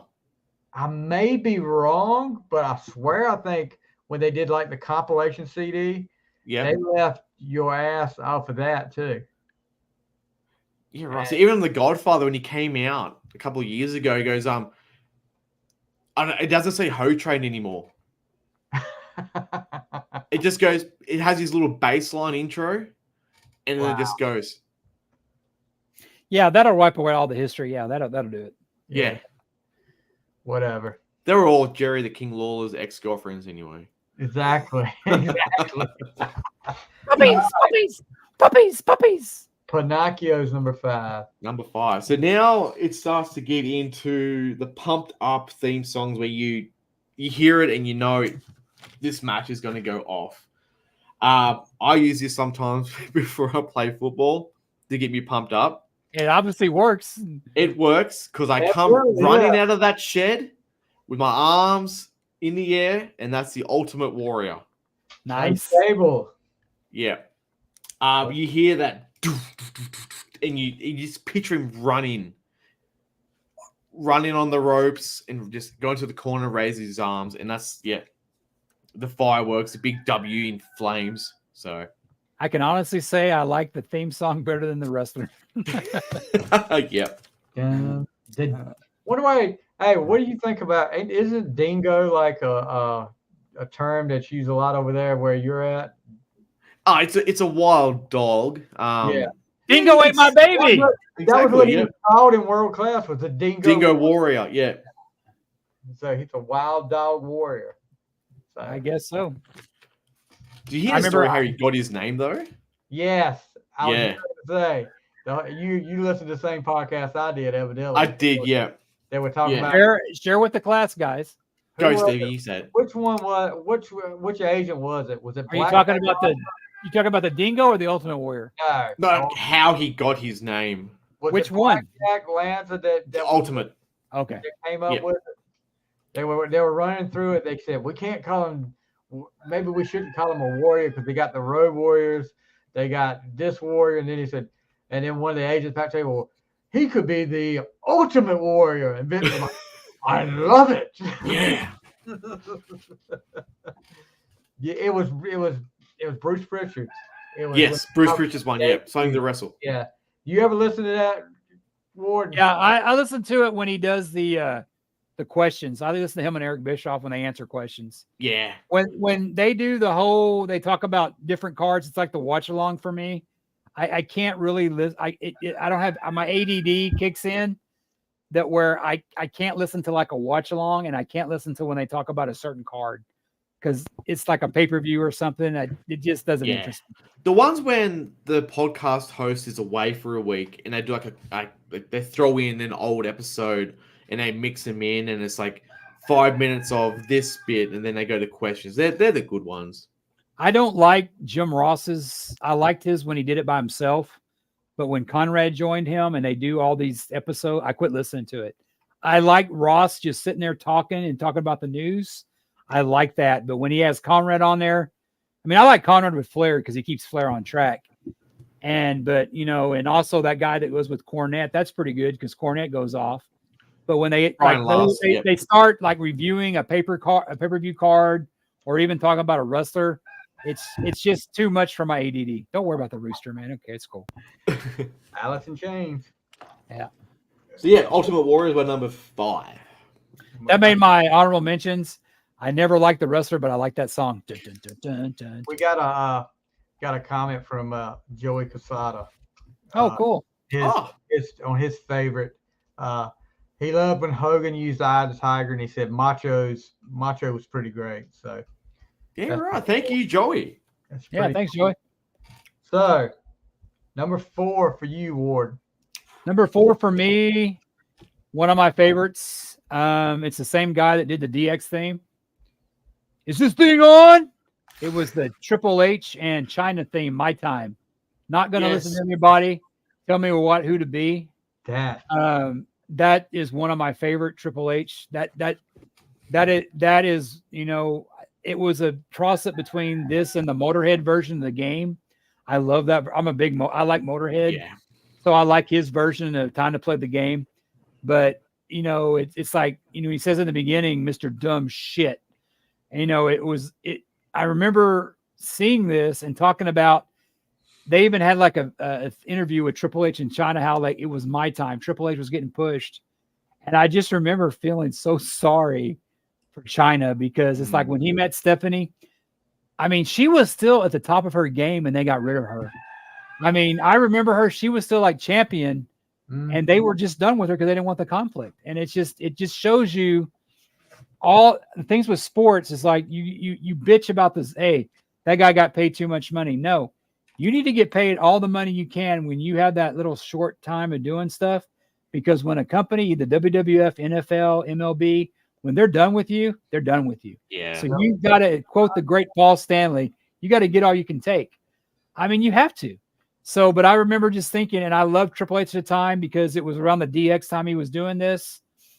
And when, you know, I remember I went to a Cowboys game. It's like mid-90s and stuff.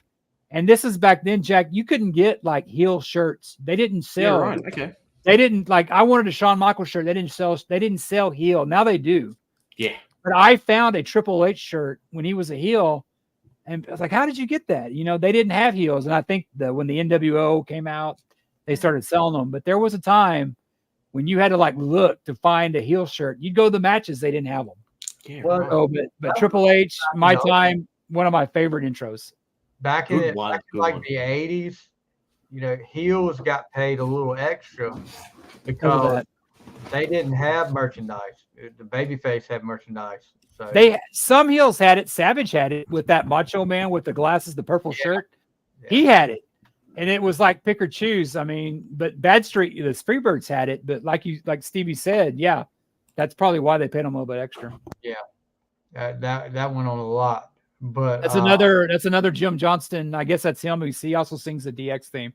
You can tell it's the same guy. Yeah, I don't think that's Johnston singing it, is it? No, not. He wrote it. He did it, but it's, but the guy that does the DX theme, and he's the one that does this one. My Time. Yeah. That group played DX on live at one of the WrestleManias. Yeah. I forgot what the name of the group is, but they weren't that great live. I'll put it that way. Stick to the tape. Yeah, stick to the tape, definitely. Number 4 for me, we talked about this earlier. Like Warden said, anytime you go to a graduation, you're looking to drop an elbow on somebody just when you hear this music. But yeah, Randy Savage. I mean, as simple as it was, and I'm like, why is this guy coming? At first you're like, why is this guy coming out to graduation music? But then it became cool. I'm like you, Warden, when they did the whole WCW version of it. I was not a fan. The whole oh yeah, and then no, I'm not a fan. But yeah, it was just something about Macho Man, like you, Warden. He is definitely one of my favorite of all times. I mean, the guy could do everything. Hell, you bought his sunglasses. Of course, he's one of your favorites. I love the shirt. It was a shirt and sunglass kit. I mean, and I actually have the bandana too. But that freaking thing's so hard. I remember it. It's funny. I would buy like the leopard print shit, and it wasn't because of Kiss. I mean, that came in later when I got into Kiss, but it was because of Savage. Savage had the best outfits, man. He made tassels fun. Yeah. Well, between him and what was it, the Rock and Roll Express had more freaking bandanas around. Yeah.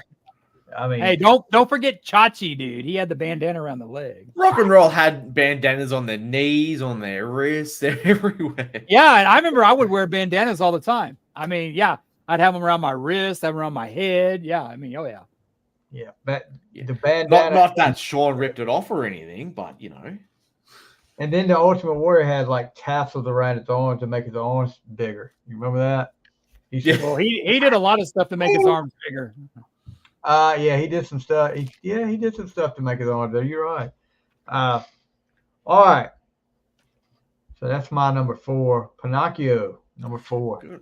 I was about to say, we've done really well so far with not many duplicates so far. A couple of Randys. Yeah, I think. Ric Flair. And I think we're about to get another duplicate here, and it's because of you, Steve. You're calling me the Hitman because of me playing football. And yeah. So my number 4 is you hear that guitar screech, and it's Bret Hart. The same one I picked. The Heart Attack. His last one in WWF.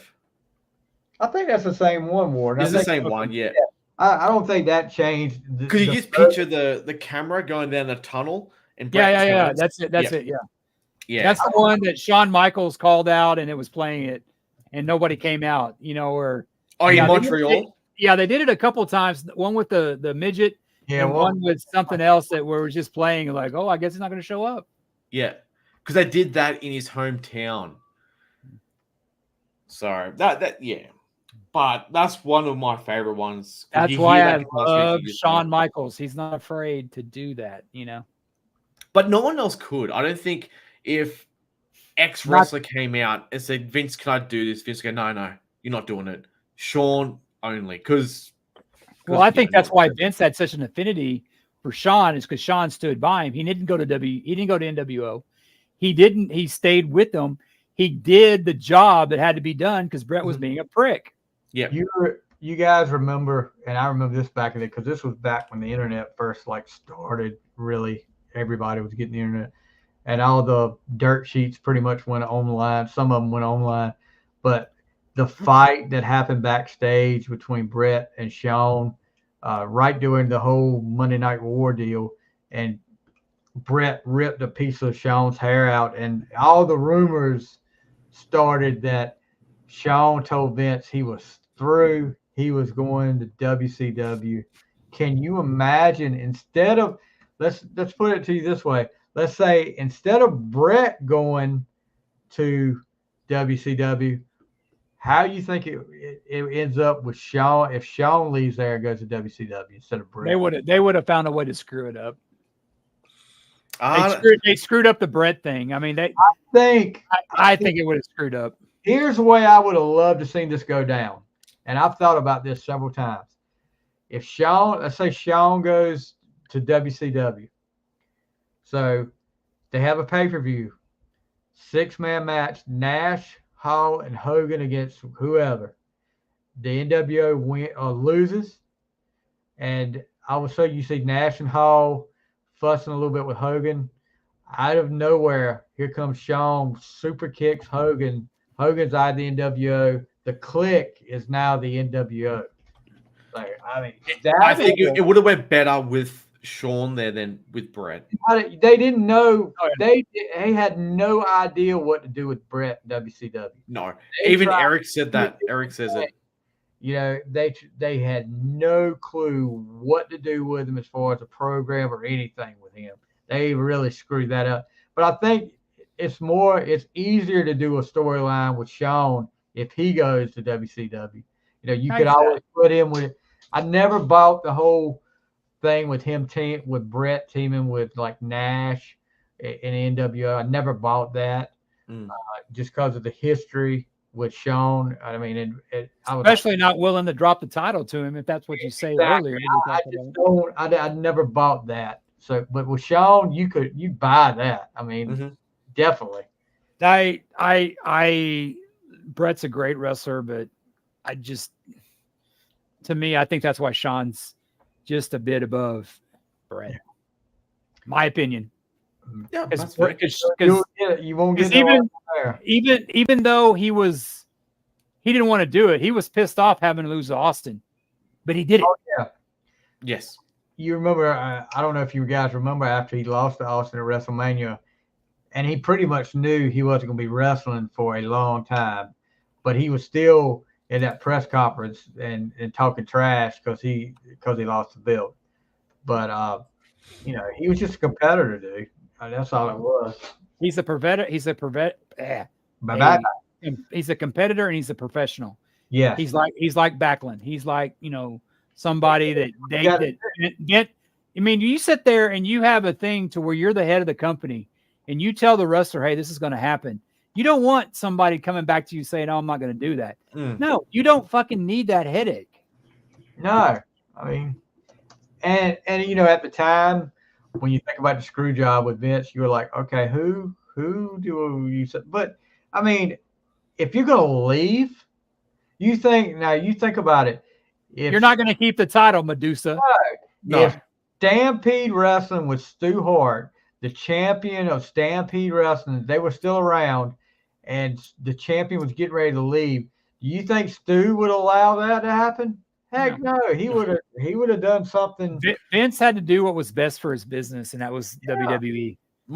I'm sure we'll make an episode of this one day. Oh, yeah. But Brett. I would have said if Brett came out the next night on Raw as champion, hand it over and go, look, I am the best there is, the best there was, the best there ever will be. Hands it to Vince and goes, see ya. I'm going. No one could beat me. No. Yeah, but that's how I would have wanted to go out. Vince wasn't going to take that chance. He didn't trust Brett. Exactly. I don't blame him. Yeah, I agree. No. That would have been great, but that's not in Bret Hart's makeup. No. But, you know, back then, like, that was 97. I was 8. He got that 20-year contract. Goddamn, I was already 25. I think it was worth $250,000 a year. Now, I don't know if that was a lot for wrestling at the time. You look back at it now. That was astronomical. I mean, and didn't he have like that lifetime contract they gave him? Yeah. It was going to turn into one after it. But, you know, you blink, it's almost 30 years ago now when that happened. If you can't trust your champion to give up the title, then you need to cut his ass loose. And Vince made the right decision. I think so. I think it was. It's just like Jim says, you know, your coach calls the play. You don't want to do it. You're gone. I'm the coach. I'm calling the play. It might be the bad play. It might not win the Super Bowl, but I'm calling it. I agree. Eagles throwing the ball instead of running it in. Just saying. All right. What was that last part? When the Eagles, Seattle Seahawks, ran through the ball in the Super Bowl, but they should have ran it against the Patriots. He called it. It is what it is. Yep. Yeah, but it's Pete Carroll. He deserved to lose. Yep. Number 3 for you, Ward. Number 3 for me. I heard you fuckers talking about this the other while ago. Oh, wow. I don't like that song, and that's why I kept quiet. You guys are nuts. Voodoo Child by the great Jimi Hendrix with Hulk Hogan is one of the best intros of all time. It blows away Real American. It blows away Eye of the Tiger. Jimi Hendrix, still dead for 30 years, still kicking ass. You know, when he comes out with that, I mean, dude, come on. That is one of the greatest intro. I stand next to a mountain, swipe with the back of my hand, dude. Jimi Hendrix, Hulk Hogan, the time when I could finally cheer for Hulk Hogan. I didn't like the Real American, the saying the prayers. I want him to lose all the time. I loved Hollywood Hogan. I was an NWO disciple. To me, this was the best NWO intro, Hogan intro ever. Voodoo Child. But then again, Jimi Hendrix is one of my favorites of all time, so sue me. Voodoo Child, Jimi Hendrix, NWO. It was coming. It was coming. Yeah. You guys are nuts. You just figuring that out, dude? Yeah. But all right. So I guess I'm next. Number 3. And this is where we're gonna get in. This is it's something to do with him. It's gonna happen in the top 3 twice. But Shawn Michaels, Sexy Boy. And not the version with Sherry singing. I don't know if you got that. You remember that one? That one was, yeah. But yeah, the one with him doing it, I mean, that's pretty great. I mean, an iconic, whenever that hits, everybody goes crazy. But I just remember when he first did that song, and it's the Sherry version. I forgot what pay-per-view it was. You hear Bobby Heenan whistling the theme to Sexy Boy, and I'm like, oh my God. He's like, and I think Gorilla Monsoon or somebody, what are you doing? He said, it's a catchy tune. It's a catchy tune. Have you guys ever heard the Vince McMahon version? No. There's a version on some compilation that's got McMahon singing it. Oh, wow. It's not a great version. I can imagine not. I remember Shawn Michaels when, of course, growing up in San Antonio, his home where he started at and stuff. There was a radio station one time, 99.5 KISS. It was a rock station at the time. And he came by and he was interviewing. He was always in character and stuff. And they were on there, and it was like, I remember I was at, I don't know, it was some wrestling thing here. And I remember they had Howard Finkel come up there. Ladies and gentlemen, I've just been informed Shawn Michaels has left the building. Yeah. The SummerSlam match when they were in the year they were in England, and him and Rick Martel. I think it was 92. Yeah, Wembley. Is that when Brett? Is that when Davey Boy beat Brett? Yeah. But him and Rick Martel fought, and Sherry was kind of pining for both of them. But the agreement was neither one of them could hit each other in the face. And I think it ended up going on to crap at the end. But I think that was the one Heenan did the whole whistling at too. That was also the debut of Rocco, the Road Warriors ventriloquist doll manager. You remember that? No, I remember Sonny. Rocco looking like I don't know what you're talking about. Yeah, go back and watch. The puppet on the bike. Yeah. Is that the one where they came out on the motorcycles, right? Yeah. And that was horrible. I mean, you go from being these badass. What'd you say, Pinocchio? You went mute for a second. Happening. Who was commentating SummerSlam that night? Was it Bobby? I think Bobby was there, but I mean, he goes, "Oh, look, there's Rocco. He's leading the pack on the bike."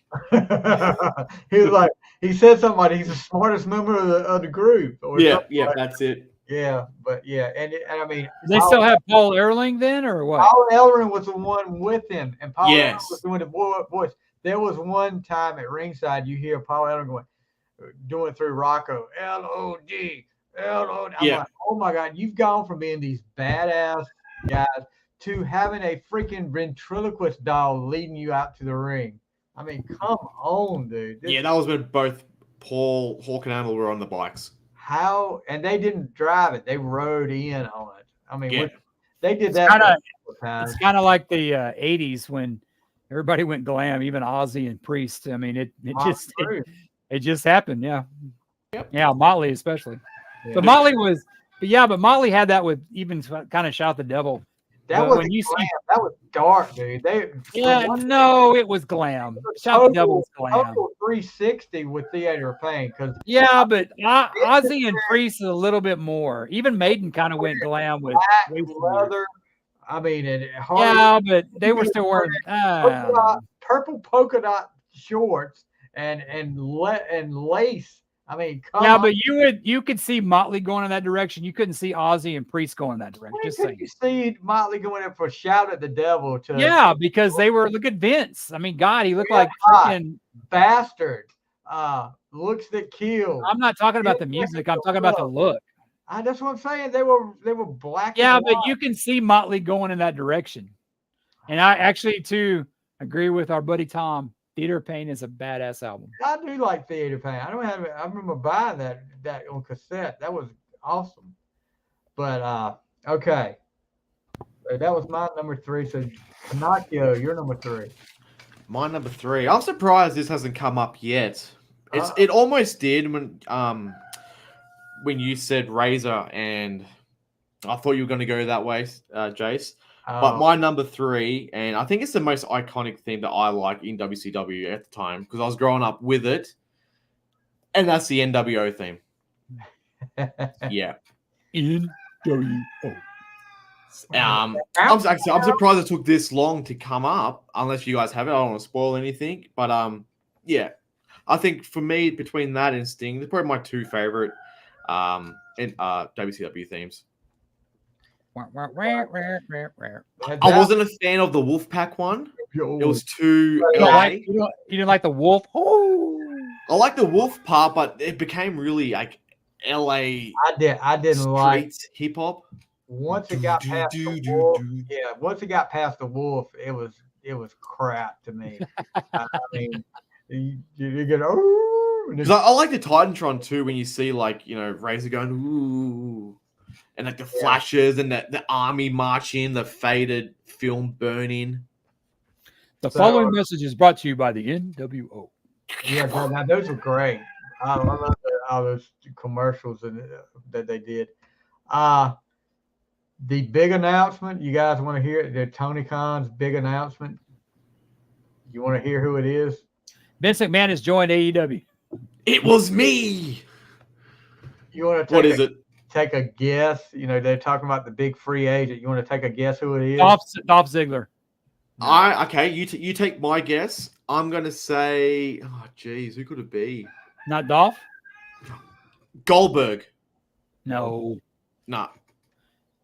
Will Ospreay.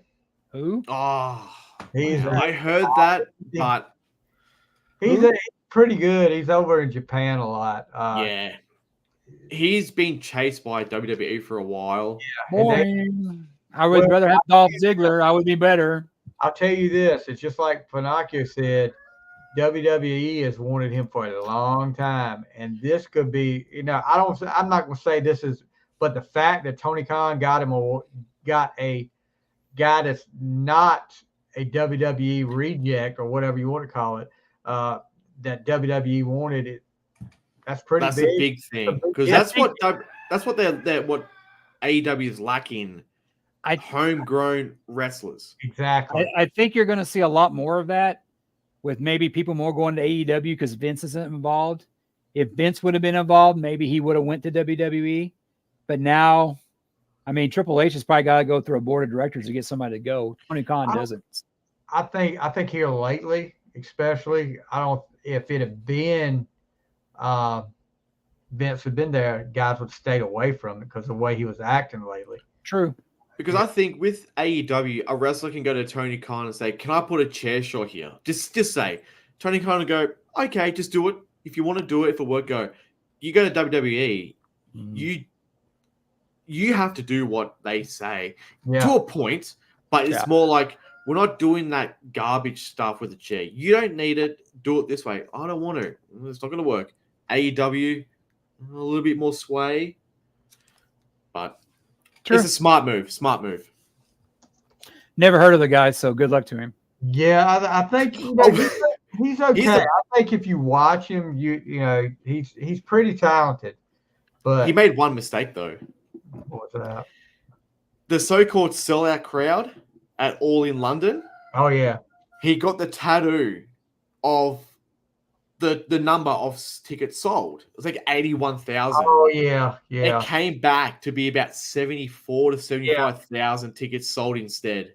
Yeah. It wasn't a So- mistake though if he was told that though. So it just, But yeah, other than that, he He's okay. great Japanese wrestler in Japan. He's a good wrestler. I don't mind him. I can watch him. He can Well, talk. good for them for not signing a WWE retired or about to retire guy. I would love to see Dolph get a shot with AEW though. You go Me right too. now because I mean, His brother's there. It makes sense. yeah, Who's his exactly. brother? Nick Emmeth. Yeah, I didn't know that. yeah. So Dolph's great, man. He's somebody they could. He's another Arn Anderson. He's a guy that they could rely on for a long time, and they just when they're done with him, they just let him go. Well, it's. Let's see what's with Nikki Bella. What you call, like you talk about being a professional. Dolph has always been a professional. To get put in the Spirit Squad, and Nikki Bella.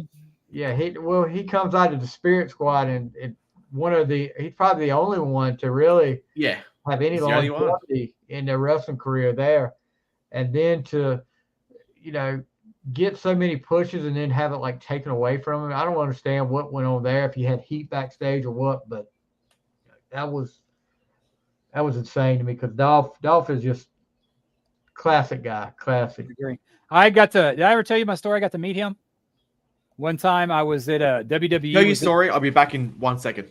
Yeah, you're gonna hear my story and you got to leave. Oh my god! Back in 1 second. I have to back in 1 second. all right. He must have rooster problems.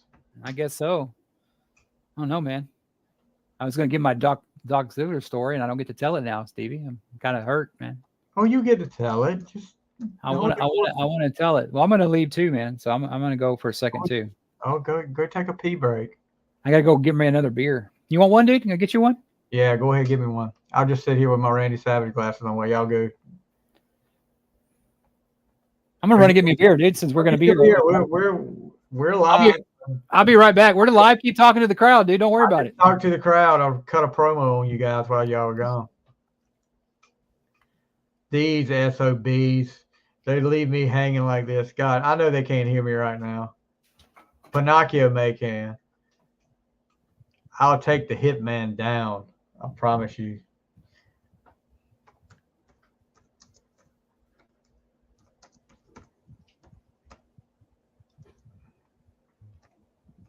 What is that noise? Oh, there he is. I had a shock master at my door. Someone knocked on my door. The shock master at your door. He blew through. Yeah. He is none Wrong other. house. Sorry, buddy. The shock. It was an Uber Eats too. Yeah. I was like, no, I didn't want to take it. I was like, no, it's the next house next door. I'm back. What's that Eric Bischoff All song? right, Bischoff. All right, tell your Dolph Ziggler story. So you want I was kind of butthurt there a little bit for when you left.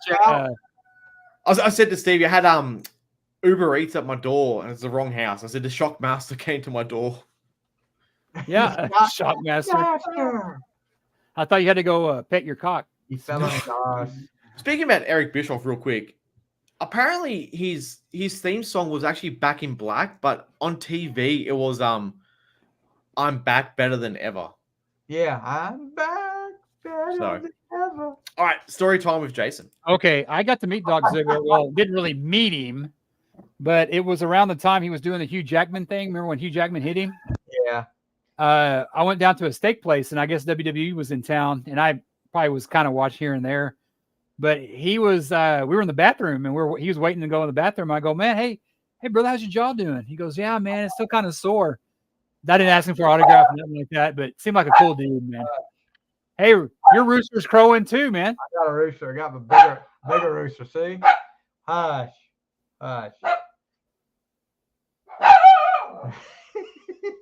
Uber Eats at your door too, Stevie? All kinds of animals in here. We're live, dude. We're live, so hey. Stop. Really obedient dog you got there, Stevie. she's an older dog. She's stepping away. But, all right. She's a woman. You can't tell her any different, right? Who are we on now? Me. Up to number 2 for Jason. Who was your number 3, Jason? What was my number 3? You did Hulk Hogan, Voodoo Voodoo Child. Yeah. All right, number 2 for you. Number 2 for me is going to be on my list because it's my all-time favorite wrestler. It was a really kick to see it not this WrestleMania, but the year before, when he went head-to-head with Kevin Owens.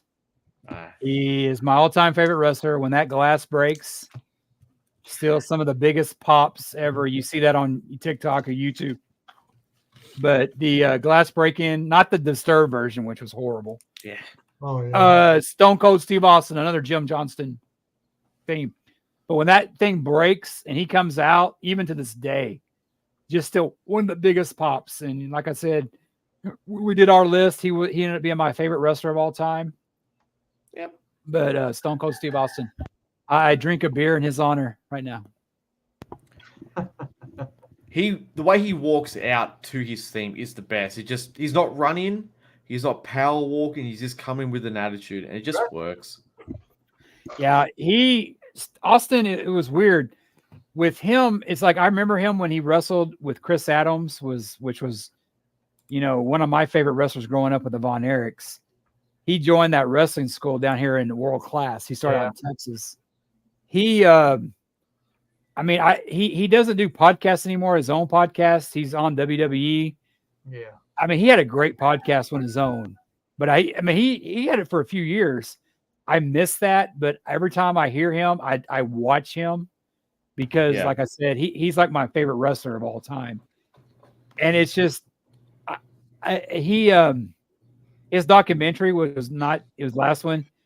He's got a thing to where he doesn't live here anymore, but he had the George Strait song, "I'll Be Somewhere Down in Texas," played because he retired and went down there, down here. But he lives in California now, in Arizona. He sold his place down here. But when that song hits, even when he comes out nowadays, the crowd goes freaking nuts, man. And he hasn't really wrestled in like 25 years. I mean, besides the one-off, and I thank God it's a one-off. I think it was great. I think Kevin Owens did it. Yes. And that there wasn't a better place to have it than the Cowboy Stadium. But just that pop that came out, and it gave me chill bumps last year. And it's just awesome. That, as far as you talking about a one-off with Austin, I think that would be best for him too, because they talk like his neck is just like chiclet. Yeah. It could fall apart at any second. You don't want to take a chance of that. I mean, he would be limited to what he could do. But I think Owens was the perfect opponent. Oh yeah, Owens was a fan. He knew what to do. Yeah, and he's professional. He knows he's going to protect somebody. He's going to be safe. Yeah. So yeah, I mean, that's going to be one of those songs like the Flair. Whenever you hear it with Savage, whenever you hear the glass break, you know exactly what's coming. Yeah, and just the like when the glass breaks. And it's like Jack said of him walking out, but just when they show his look at his face and stuff. Yeah. He's another guy that he used to live up here in a little town called Bernie, I think where Goldberg lives now. I had this kid, he was a special needs kid, and he kept telling me, "Hey, Jace, I saw Steve Austin at the gym." I was like, "Oh, really?" Said he was really cool and shit. I remember one time I was like doing some cardio because I'm a badass. And I walked out and I saw him like midday, and he was like lifting weights, and he like looked up at me. He has that intense look. And then I saw him walking around. He's got that little Texas. He's got like a Texas tattoo on his his calf there. Yeah, and it was like, God, I wonder who he's talking to. I mean, it was just. I mean, it just. I didn't go. I don't really. I'm not a fanboy, but he's like, oh my God, but. Oh, it was cool. It was cool to see him, and just his intensity, and stuff like that. And just that look, like when he's walking out, some asses are gonna get kicked. Oh, yeah. Some beer is gonna get drunk. Mudhole in somebody's ass. Yes, but anyway, Steve Austin's our number 2. All right, my number 2. We talked a little bit about it earlier, but I don't think it's been on anybody's list yet. Like you, Warden, I became a fan of this group when I heard it. Is Iron Man, the Road Warriors theme. I mean, that was on mine. It was earlier. That's right. It was Freebirds and Iron Man. Yeah, thanks to Michael Hayes. Yeah, but yeah, one of the iconic moments for me that I remember most about this. I don't know if you guys, if they even play it when they show it now on the network, but when they were getting ready for Starrcade '86, the Night of the Skywalkers. Your boy Jim Cornette showing Animal and Hulk and Paul Ellern out at a work site, talking about they were climbing scaffolds and doing all this stuff, and they took pumpkins and put I remember that. Yeah, Uncle Bobby and Loverboy Dennis on it, and then when they showed them throwing the pumpkins off of it, but they never showed a hit until at the end. They showed the pumpkins falling in slow motion, and you hear the Iron Man start playing again, and the Road Warriors talking behind it. I was like, oh my God, this is great stuff right here. But yeah, and you know, when you hear, I remember as a kid, you know, you wrestle your friends and all this stuff, and all these guys, like, you start going, doom, doom, doom. And we had one kid, like, oh God, please don't, because we would jump him whenever we would do that, and he was like, please don't, not today. I don't want to do this today. But yeah, I bought Black Sabbath Paranoid just because of Iron Man. I asked for it for Christmas on cassette, and my mom was like, why are you listening to Black Sabbath? She said, I don't mind the Kiss stuff. I support the Kiss stuff, but why Black Sabbath? I said, it's a cool song. he's as bad as that Rod Stewart shit. Yeah. Maybe you think I'm sexy. Hearing Iron Man, I will say this. That is the first and only song I ever learned on guitar. I could play it on keyboard. I learned how to play it by ear on keyboard, which was was pretty cool. I remember when that would come out, and I think it was on when they were in the NWA already. It was WW or it was Saturday Night Wrestling, and they would play the song. The song didn't get to the guitar, and they were already destroying. They were already killing. They were already throwing the guys out of the ring. I mean, that was. I wonder how they decided. I always wondered how they decided when they were going to do that, because it wasn't every time, but they would come out there and start running. They take if they had like their coat and everything, when they take that off while they were running out of the ring and then jump the guys. Poor Randy and Bill Mulkey caught the hell from them every time they got in the ring. Some and especially JJ Dillon, wasn't he in the War Games thing when they duplexed him off there, and Cornette, of course. Yeah. Well, Cornette did it to himself. Bubba did it. Bubba didn't catch Cornette. He was supposed to catch him. And then you hear Cornette, oh, my knees, Bubba. That would have been when Jim Cornette was big. Yes. Yeah. But, yeah, the scaffold match, the Night of the Skywalker, I remember, because you couldn't get pay-per-view right here then. I remember, like, you had to go to a movie theater. Remember that? They had movie theaters. I gotta know who won this, because it was Thanksgiving night, and that was back when they wouldn't have it. They wouldn't have it on the sports updates. Like, you had to wait until the next week and see, like, and then they did those little highlight package videos where you had to guess who won. They show more then than they do now. Oh yeah, like even with the WWE Network, they don't show as much shit. It's like, you're cheap, you can't afford the Peacock. But, back then we had to wait a week. It sucked. I remember I thought it was so cool. Chi-Town Rumble. I don't know if you guys remember that when Steamboat beat Flair for the belt. That was on like a weeknight, like a Monday or Tuesday. I think it was a Monday night.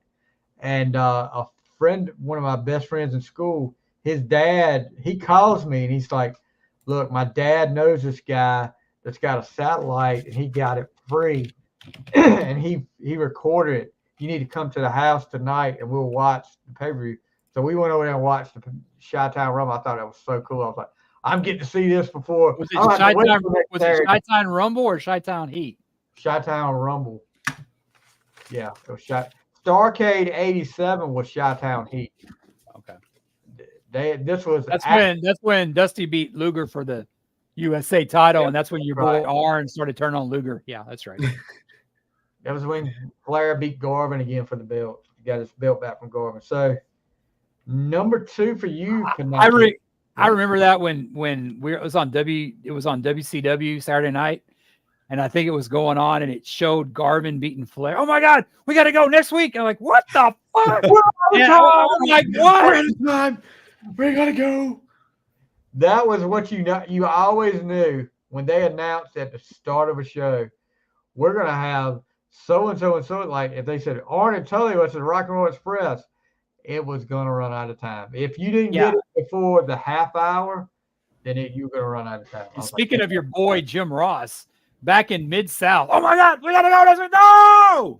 We'll keep the tape machines rolling while we go to this commercial. I was like, y'all are gonna have a freaking pinfall while you went to commercial. It's recorded.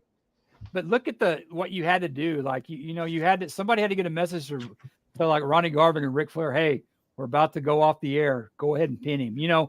There had to be some kind of like thing. Somebody ringside. Yeah, exactly. Oh, yeah.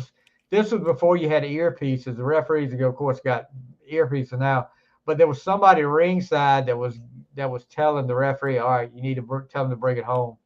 And they did it. I mean, that thing, Garvin rolled him up, pinned him. We're out of time. Bye. Like, what the?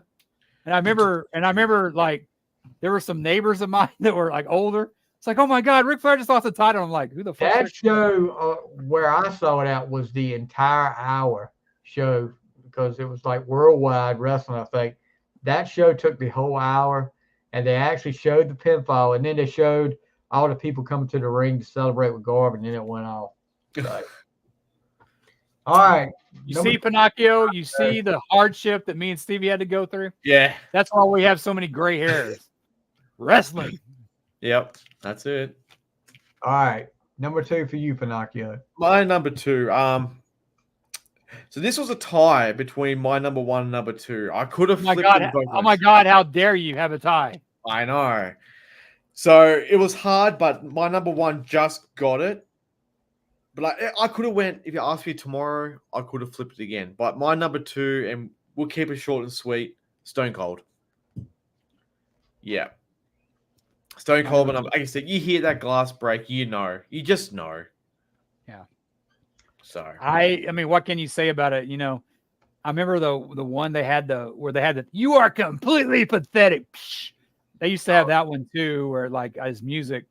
But the original one that he's known for that he still uses today, that's the one I like. Yeah. I think it was a Royal Rumble, like they had the hexagon entrance with the 316, and you hear the glass smash, the whole thing, and he just walks out. He said he had to step over the glass. He's just stomping out. But apparently the story is when he got kicked out of WCW, went to ECW, he said he used to break glass just to get his way, and that's when he got it. People just heard he was breaking stuff. He warmed up for that when he was on. He didn't wrestle in ECW, but when he got fired, I think Paul Heyman gave him because he worked with Paul Heyman before in WCW. Yeah. But he developed that whole kind of, I mean, he went from Stunning Steve to like, and then when he does that thing on Jake the Snake at, King of the Ring. Yeah. I mean, who knew? I mean, it's just, can you imagine that happens today? If he would have went off on a Christian like that, I mean, people would have lost their shit. But I mean, it was the 90s. It was the Attitude Era. I mean, many of the Attitude Era, but I mean, that was ad lib. And then thank God for Michael Hayes telling him about it because it brought about in Stone Cold. But you couldn't say, you thump your Bible, you say your prayers, and it gets you nowhere. Of course, I say that all the time, and Stevie knows. So, and him telling the crowd to piss off. Yeah. Because apparently, I think he actually heard Vince saying to hurry up, and he's like, piss off. That's the rumor, and Michael Hayes with the microphone, like, Steve, we've got to go. He's like, piss off. But yeah, I think between that one and my number 1, it's the most iconic theme. I know what your number 1 is already. I can tell. It's not Disco Inferno. Here's my honorable mention. Disco Fever. Do you know what he does now for a living? Porn? What? Close. He works in a strip club. He works in a gentleman's club. Oh my God. What is it? Was it a DJ or a bouncer? He's kind of old, isn't he? I think he's a doorman. Like, I think he Nice. owns it. So he's still living in that party life. He does a podcast too. He's got the night fever, man. Let him live it. Yeah, evidently. All right. Number ones now. Number one for you, Warden. Number one was mentioned before by the great Stevie. Probably my second favorite wrestler of all time. Watched him growing up here in Southwest Championship Wrestling. Watched him go to the AWA. To me, his heel turn is up there with Hogan's heel turn. Probably my favorite wrestler of the 90s up till when Stone Cold took over, and that's the Heartbreak Kid, Shawn Michaels. I love that song. I think I'm cute. I know I'm sexy. I mean, that is just iconic. It's got that kind of earworm to it. I just, like as Steve mentioned before, it's a catchy ass song. It's just that's a believable song. Like when you hear Stone Cold's theme, you know that's Stone Cold. When you hear this song, you know that's what Shawn Michaels thought. Yeah, he was living the gig. Yeah. But Sexy Boy by Shawn Michaels, another, they got Jimmy Hart helped with that one, and just another great iconic theme song. You can look on YouTube. There's an instrumental version of it, like just no words. It's actually a really great song too. Yeah. I like the solo because the solo Yes. kind of reminds me of something CeCe DeVille would do, just kind of short and sweet. Yep. Not a good one. See DeVille in the conversation. This one's pretty cool. But it's got that. I mean, I know what you mean. I know. Brett's gonna sue us now. Do what? Brett Michaels is gonna sue us. We mentioned Poison. He'll Who? do something. Brett Michaels. Bret Michaels. Oh, Poison's cool. I like Poison. He's all right. They're all right. Yeah, I like Poison though. Mr. Rocket. Oh God! Don't do that. That is That's not a bad version of that song. It's not a bad version at all. It's not a good one though. It's a fun version of that song. It's definitely different. But it's not a good one. It's not a bad one either. No. It's not as bad as Motley Crue doing Like a Virgin, but Or Anarchy in the UK. That's horrible. or Jailhouse Rock. That's okay. Mm. There's nothing wrong with that song. All in the name of, that's a little. You're gonna be dancing on glass for long. That's a good song, dude. Oh, you're just a bunch of 5 years dead. You're just a bunch of helter skelters. Hey, man, keep your eye on the money. No, I'm gonna stop. We're gonna throw every theater I'm paint. gonna stop because you guys are too fast for love. I feel like I've got the City Boy Blues or something. The triple threat, Motley Crue. Stevie, you're up. Knock 'em dead, kid. You know, I've got with these glasses on. I feel like I got. Steve, it's just the same old situation. Come on. I can't say that. Nah, let's go. All right, let's get out of here. So my number one, and I think Jack said it earlier. This is a repeat of here. The doom doom. When I first heard that song the first time, and you see the video come on with the people jumping at the fence. You're not talking about the people. You're talking about the girl. That's what I remember. Barcodes and all that stuff. It fit that group. I mean, there was, and there's been a couple of different versions. The Run DMC King of Rock version. I don't know if you guys ever heard that one. That was pretty cool. But the original is always going to be the best. I mean, but you knew, like you said, you knew something was getting ready to happen. And probably my favorite. Everybody likes the of course, Shawn and Chyna and Triple H and Rude for a little while. I did like the badass Billy Gunn and that version, especially when they did the whole parody of the Nation of Domination. That was pretty cool. Brother said he'd cook it. Brother said he'd cook it. Road Dogg did D-Lo so good in that one. And then how about X-Pac as Mark Henry. Mizark. Talk Could about he not get being by able to with do that the now? name. Oh, No, with blackface, no, he could not get by with that. Triple H doing the Rock too. I mean, the big eyebrow. You smell what the rock was bacon. that guy, that one comedian that did I'm not a nugget. That comedian that did Owen, that was great. Exactly, I can't. Jeez, what was it? Because he could do so many of them. He did a lot of them, but the time he came out there when Owen was in the ring talking trash, telling somebody to come from backstage and take him on, and then he comes out with wearing the freaking road sign on his chest. But yeah, that's when I didn't really like Owen. He did his job of being a heel. Is when he started started messing with that guy. And I was like, okay, I usually like heels, and I know it was part of the gig, but it was like, wow, Owen's really pushing the envelope on that one. I'll tell you this. I never understood why they went from Owen. Owen did the whole, when Brett, the whole screw job happened. Owen went to it being the Blackheart. Yeah. And I mean, and it was starting to catch on. But then all of a sudden they drop it and he's in the Nation of Domination. I mean, I think it's ADD with Vince because it's like the thing with putting the title on, giving it to Diesel, and he didn't last very long either. I mean, it's just you got to give it a chance to gel. It just didn't fit to me with the Nation. But probably my favorite time with DX was when they got back together, him and Shawn, and the feud with the Spirit Squad, and then with the McMahons. That whole DVD that came out about DX going through the whole thing every week. It was kind of like you watched it before for Stone Cold. You were watching to see how much crap Stone Cold was going to talk, what he was going to do to McMahon that week. Same thing with DX at that time, because you remember the whole when they had Vince in the ring and they were in the control truck and they were slowing down his voice and putting up there the I Love Cock sign beside him. Speaking of that, Jack, did you kill your rooster? I haven't heard from you lately. I mean, what's going on? No, it's lunchtime. We're going to feed him soon. He's very just waiting. Yeah, he's going kind of quieted down there, man. I mean, yeah, he goes through little spurts.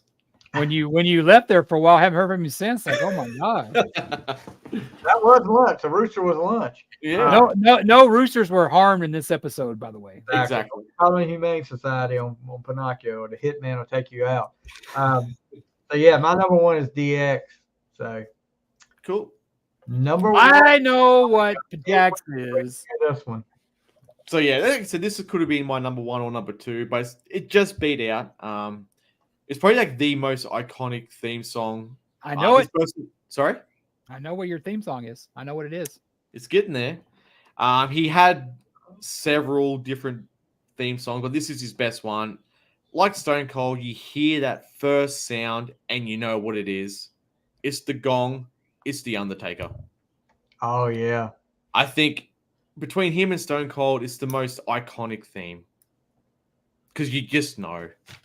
Well, not a big fan of the American Badass song by Kid Rock? I didn't mind his Big Evil. Rolling.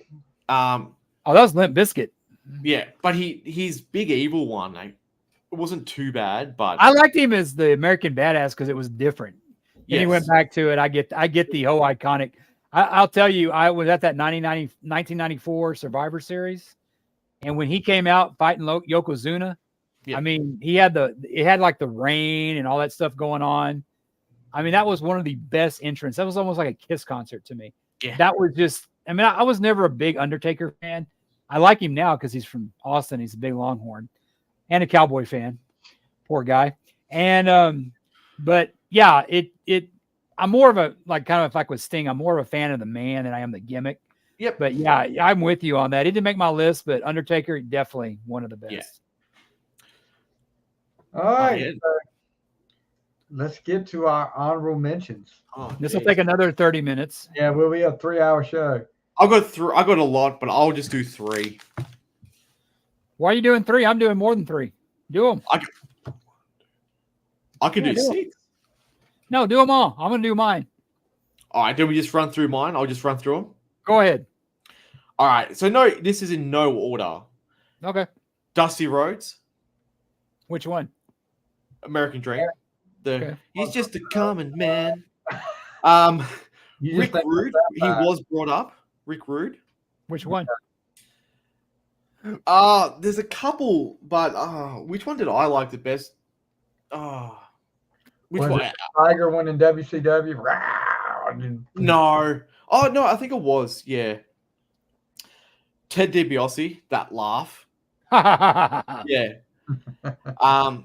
Now another WCW one. I was a fan of his. DDP, his self high five. Yeah. You mean Pearl Jam. smells like Teenage Spirit? Yeah. Yeah, that, Five. Kane, his first theme. That was scary, man. As a kid, that was freaky. And my last one is the Four Horsemen with the running Good one. horses. Good one. So that's my no water, but yeah, there's mine.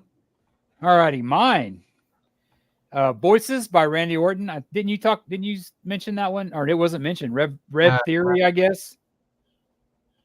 Stars in the Night by Paige. It was a pretty cool one. I remember when Paul Stanley was there. I guess he took his kids because he was buddy with Jericho, was still in WWE. Paul was there. Paul Stanley was there stage, and he was kind of like jamming to that song when it's kind of a catchy, kind of a rock tune. Unstable by the Warrior. Bad to the Bone, George Thorogood, Gino Hernandez, and Chris Adams. Oh wow. Never really cared for the song too much, except when wrestling. Stranglehold, Kevin Von Erich. Yep. That was a pretty good one. I mentioned that one, The Game by Motorhead. Animal by Batista. That kind of that's a pretty good one. And War Machine, I mentioned that earlier but I didn't know that the Warrior or whatever his name was did it. I always heard it from Warlord. heard it from Taz. That's what I remember it from. Yeah. Yep. All right. Your 75 honorable mention, Stevie. How about Bray Wyatt and the Wyatt family? With the Butterflies, that was a good one. Yeah, that was a freaking. That was a badass song. Uh, And you notice people, they don't use lighters anymore. They use cell phones. Yeah. Actually, I don't have it. I mean, the Rock and Roll Express, when they did Rock and Roll is King by Electric Light Orchestra. ELO, yeah, good one. Yeah, that was pretty cool. I'm like you, Pinocchio, with the Four Horsemen with the horses. Yep. And stuff. But one that we haven't really talked about, Demolition. That one was pretty cool. I see you shaking your head, Warden. And I did have Bad Street up there with the Freebirds. Bad Street. But I never liked Demolition. That's just me. I'll tell you, I liked the Freebirds better. That was Rick Derringer too, wasn't it? Demolition. Yeah. Here comes the next. When they came to the ring, like in their run in NWA in like '89, they would come to the ring to Freebird. I mean, they would play the night. Gosh, it was Clash of Champions. I think it was like the fourth one. They were playing. They were at Fort Bragg, and it was the NWA Tag Title Tournament, and they had, it was just Hayes and Gordy, and they kept talking about we're going to have a new member, and then you hear Freebird playing, and you look, and it's Jimmy Garvin coming out to the ring with him, and they ended up beating Midnight Express that night for the tag titles, which I thought was a good match, and it set up a big feud during that summer. But yeah, let's see.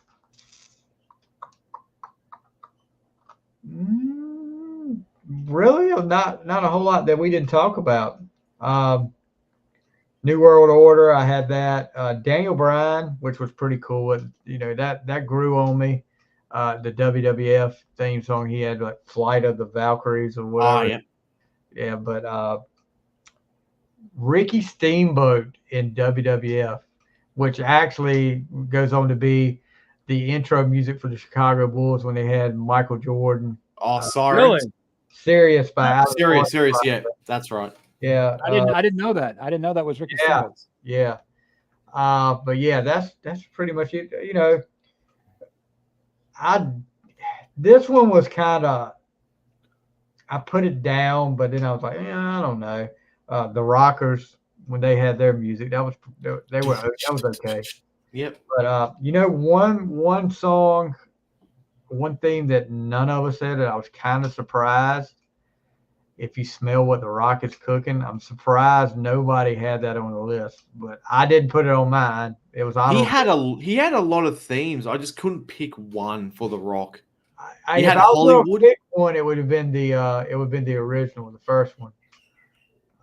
Rock says, "Know your role." Yeah.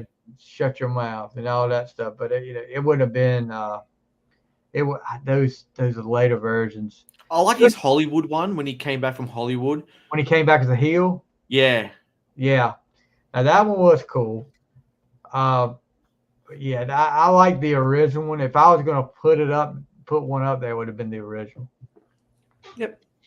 This is a great list. There was barely any duplicates, and that was great. Yeah, let's see. DX was on mine and yours. Yeah. Iron Man was on mine and Warden's. Shawn Michaels, mine and Warden's. Randy Savage, mine and Warden's. New Age Outlaws, nobody had but me. Midnight Express, Sing, Steiners. Flair, me and Warden. Edge, Metal English was mine. War Machine, Warlord. Let's see, between you and Warden. I had Edge, but he wasn't the same with Rob Zombie. Yeah. Stone Cold for you two. Bret Hart. Yep. I think that's it for y'all. Yeah, we were close with Hogan. I had Real American, and Jason had Voodoo Child. But anyway. All right. So you guys hear our list. If you're out there listening right now, give us your list. Give us your top 10 and tell us who you would have taken off our list. Yeah. Oh, gosh, I can't imagine. We covered pretty much everybody up here. Like I said, except for The Rock was, I don't know. I just feel today's theme musics are more just generic, making noise. Say the same thing. They're more generic. It's not like you've got that definitive one like a Stone Cold or a Rock where when that music hits, everybody's like, here he comes. Or you see Vince McMahon, just like what was the WrestleMania? Austin Theory. We lost Warden. Whatever. He'll be back. He'll be back. He probably hit his button again. He does that from time to time. But the one with Pat McAfee and Austin Theory, and then Vince comes out to the ring, and here they play Austin Theory's music again, and he acts like it's Stone Cold. Yeah, he missed his screw on that one. Where you go? You hit your button again? I hit the wrong button. Sorry. I knew it. I told you did. But yeah. Yeah, that was when they hit Theory's music, but it was meant to be Austin's theme. And Vince went like, and then he went like, "Oh God, no, I can't do that." He was pissed with somebody, I'm sure. But even Logan Paul, I don't even know what his theme is. Couldn't tell you. You know what I mean? But yeah, I mean, there's no. Tell me one theme song for somebody that's really iconic right now in current. Seth Rollins. It'll probably have to be Seth. Yeah, that would be the closest one, I would think. Roman Reigns is good, but it's as slow as his walk to the ring, and it's boring. I think it's either Seth or Randy Orton, but Randy Orton's older. Even Dustin. I mean, I guess I'm just not a big fan of Dustin Rhodes or Cody Rhodes. You mean? Cody Rhodes, yeah. Yeah, so I mean, people love it, but I mean, the fans love it because they cheer. It's his AEW theme. That's the thing. Is it? I didn't mention that. That wouldn't have happened 20 years ago. No, never. All right, so that's our top 10, guys. Any last words from you two? I want to wish you both a happy Thanksgiving. Do they have Thanksgiving down in Australia? No. So I have a few American friends, so I do know about it. So I do wish you guys a happy Thanksgiving this coming week. So I wish it's a It's American holiday. I mean, it's it's something to be thankful for because we all know life's short. Yep. But I'm thankful to have you guys on my life. That I love doing this show, and even though you guys hate Voodoo Child, I mean, I still forgive you. But wish you both. I mean, I'm looking forward to doing this more. I love doing this. Me too. I love wrestling. I think this show helps me kind of keep up with the current wrestling, which is great. But of course, with me and Stevie, the old school is going to be the best. You kind of bring a little bit newer, generation, Jack, even with the music and with that. So I think that helps, us two old farts, being the oldest in the room. So, but I'm looking forward to this. I thank you for the theme, and you're welcome. Yeah, definitely. Yeah. Next weekend probably won't be, a week after that maybe, but bi-weekly, once a month. I'm happy. We gotta be careful because that one Saturday night you guys gonna get this pay-per-view? I am. If I can get it, I'll definitely get it. I'm you sure should be able to get it online. You should be able to get it online, right? Online, yep. Yeah. I got the app on my phone for Apple, but I have a Amazon Fire Stick. I don't know if they offer it on Amazon. So yep. No, it'll be on YouTube the next day anyway. Oh, so. Yeah. It'll be out. It'll be here before you know it, guys. It's scary, like off wrestling talk. Like it's 2 weeks away. It's not the end of December. It's not middle. It's the first 2 days of December, and it's it. That's it. It is sad. I mean, I was 6, going on 7 when I did the reunion tour, so I kind of knew a little bit, not too much. But you hear this now, and they're going, you know what, this is it. It's like, it is what it is. It's weird for me because to me, Kiss died in '96 when they got back together. Yep. Did I go to the shows afterwards? Yeah, but they're like more of a nostalgia act. And being a Stones fan, I've accepted that. But did I like the '80s and the 90s stuff? Yeah, but to me, it'll be over. But according to Gene, looks like we're going to get a lot of box sets and stuff like that. I'm looking forward to that. I'm excited for that. Yeah, that's my only wish there. If they're going to go away, that start putting that visual stuff and that out. Start putting the box set. Yeah. Start putting the videos out. Still do something. Well, honestly, if Gene tours, I'll go see him. I want to see. Yeah. I mean, I won't see Soul Station. That's not my thing. Clean, a pussycat almost. Ah. His brother was an only child. Yep. I from what I've heard from Gene's box set, meet and greets, his Vegas stuff. I'd love to go to one of those. It actually sounds fun. Yeah. It sounds like he really takes an interest in everybody that does that. He ought, as much money as they spend, he ought to take a great interest in them. But it'll be interesting to see what the Shout Out Loud announcement is. It's Monday, so that's before Dorm Damage and that's before the episode. So do you know what time? I'm kind of curious. They didn't say, because it'll be my Tuesday morning. Yeah. So I'll have to just give I'll a tell heads you up. right now, just a second. So we won't spoil it, but we all have our idea what the surprise may be. I don't want to give mine out just yet, but I think it's going to be one of them's leaving. That's my prediction. So wow. Announcement. Let's see. What's 8:00 Eastern time? So it'll be midday. Yeah. midday. Yeah. My midday. So 7 p.m. my time. Yeah. So what do you guys think? Are you guys going to give your prediction, or we're not going to predict? I predicted mine. I predicted mine. I think they've got got a former member interview. I didn't think about that. And why is Joey involved then? Well, okay, I don't want to say anything just yet, but where was Joey? Think about it. Last month. About what Joey's done over the last 6 months. Oh yeah, music-wise. Yeah. Okay, that makes sense. Yeah. That's my guess. That's going to be interesting. They're going to bring up the Shed. But your theory is good too. Like, I didn't think that, but that makes sense now with Joey. That I think that makes more sense than my thing. Either that or Joey's replacing one of them.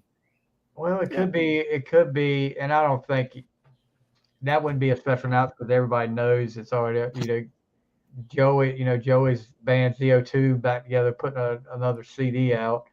But they want to produce that, they want to promote that album, so it would make sense with y'all's. Exactly. That makes sense.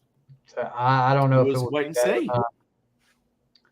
We'll have to I don't know. I just don't know why they would. I don't know. We'll see. We'll see. But I just hope it's not an announcement where we have more questions than before the announcement. You know what I mean? It's going to be like, well, stay tuned for Friday. It's like, no, tell us now. It's going to be like the box. You got a gift box, and then you open up, and it's a smaller gift box, and then you open up again, another smaller gift box. Don't make it be about more questions than answers.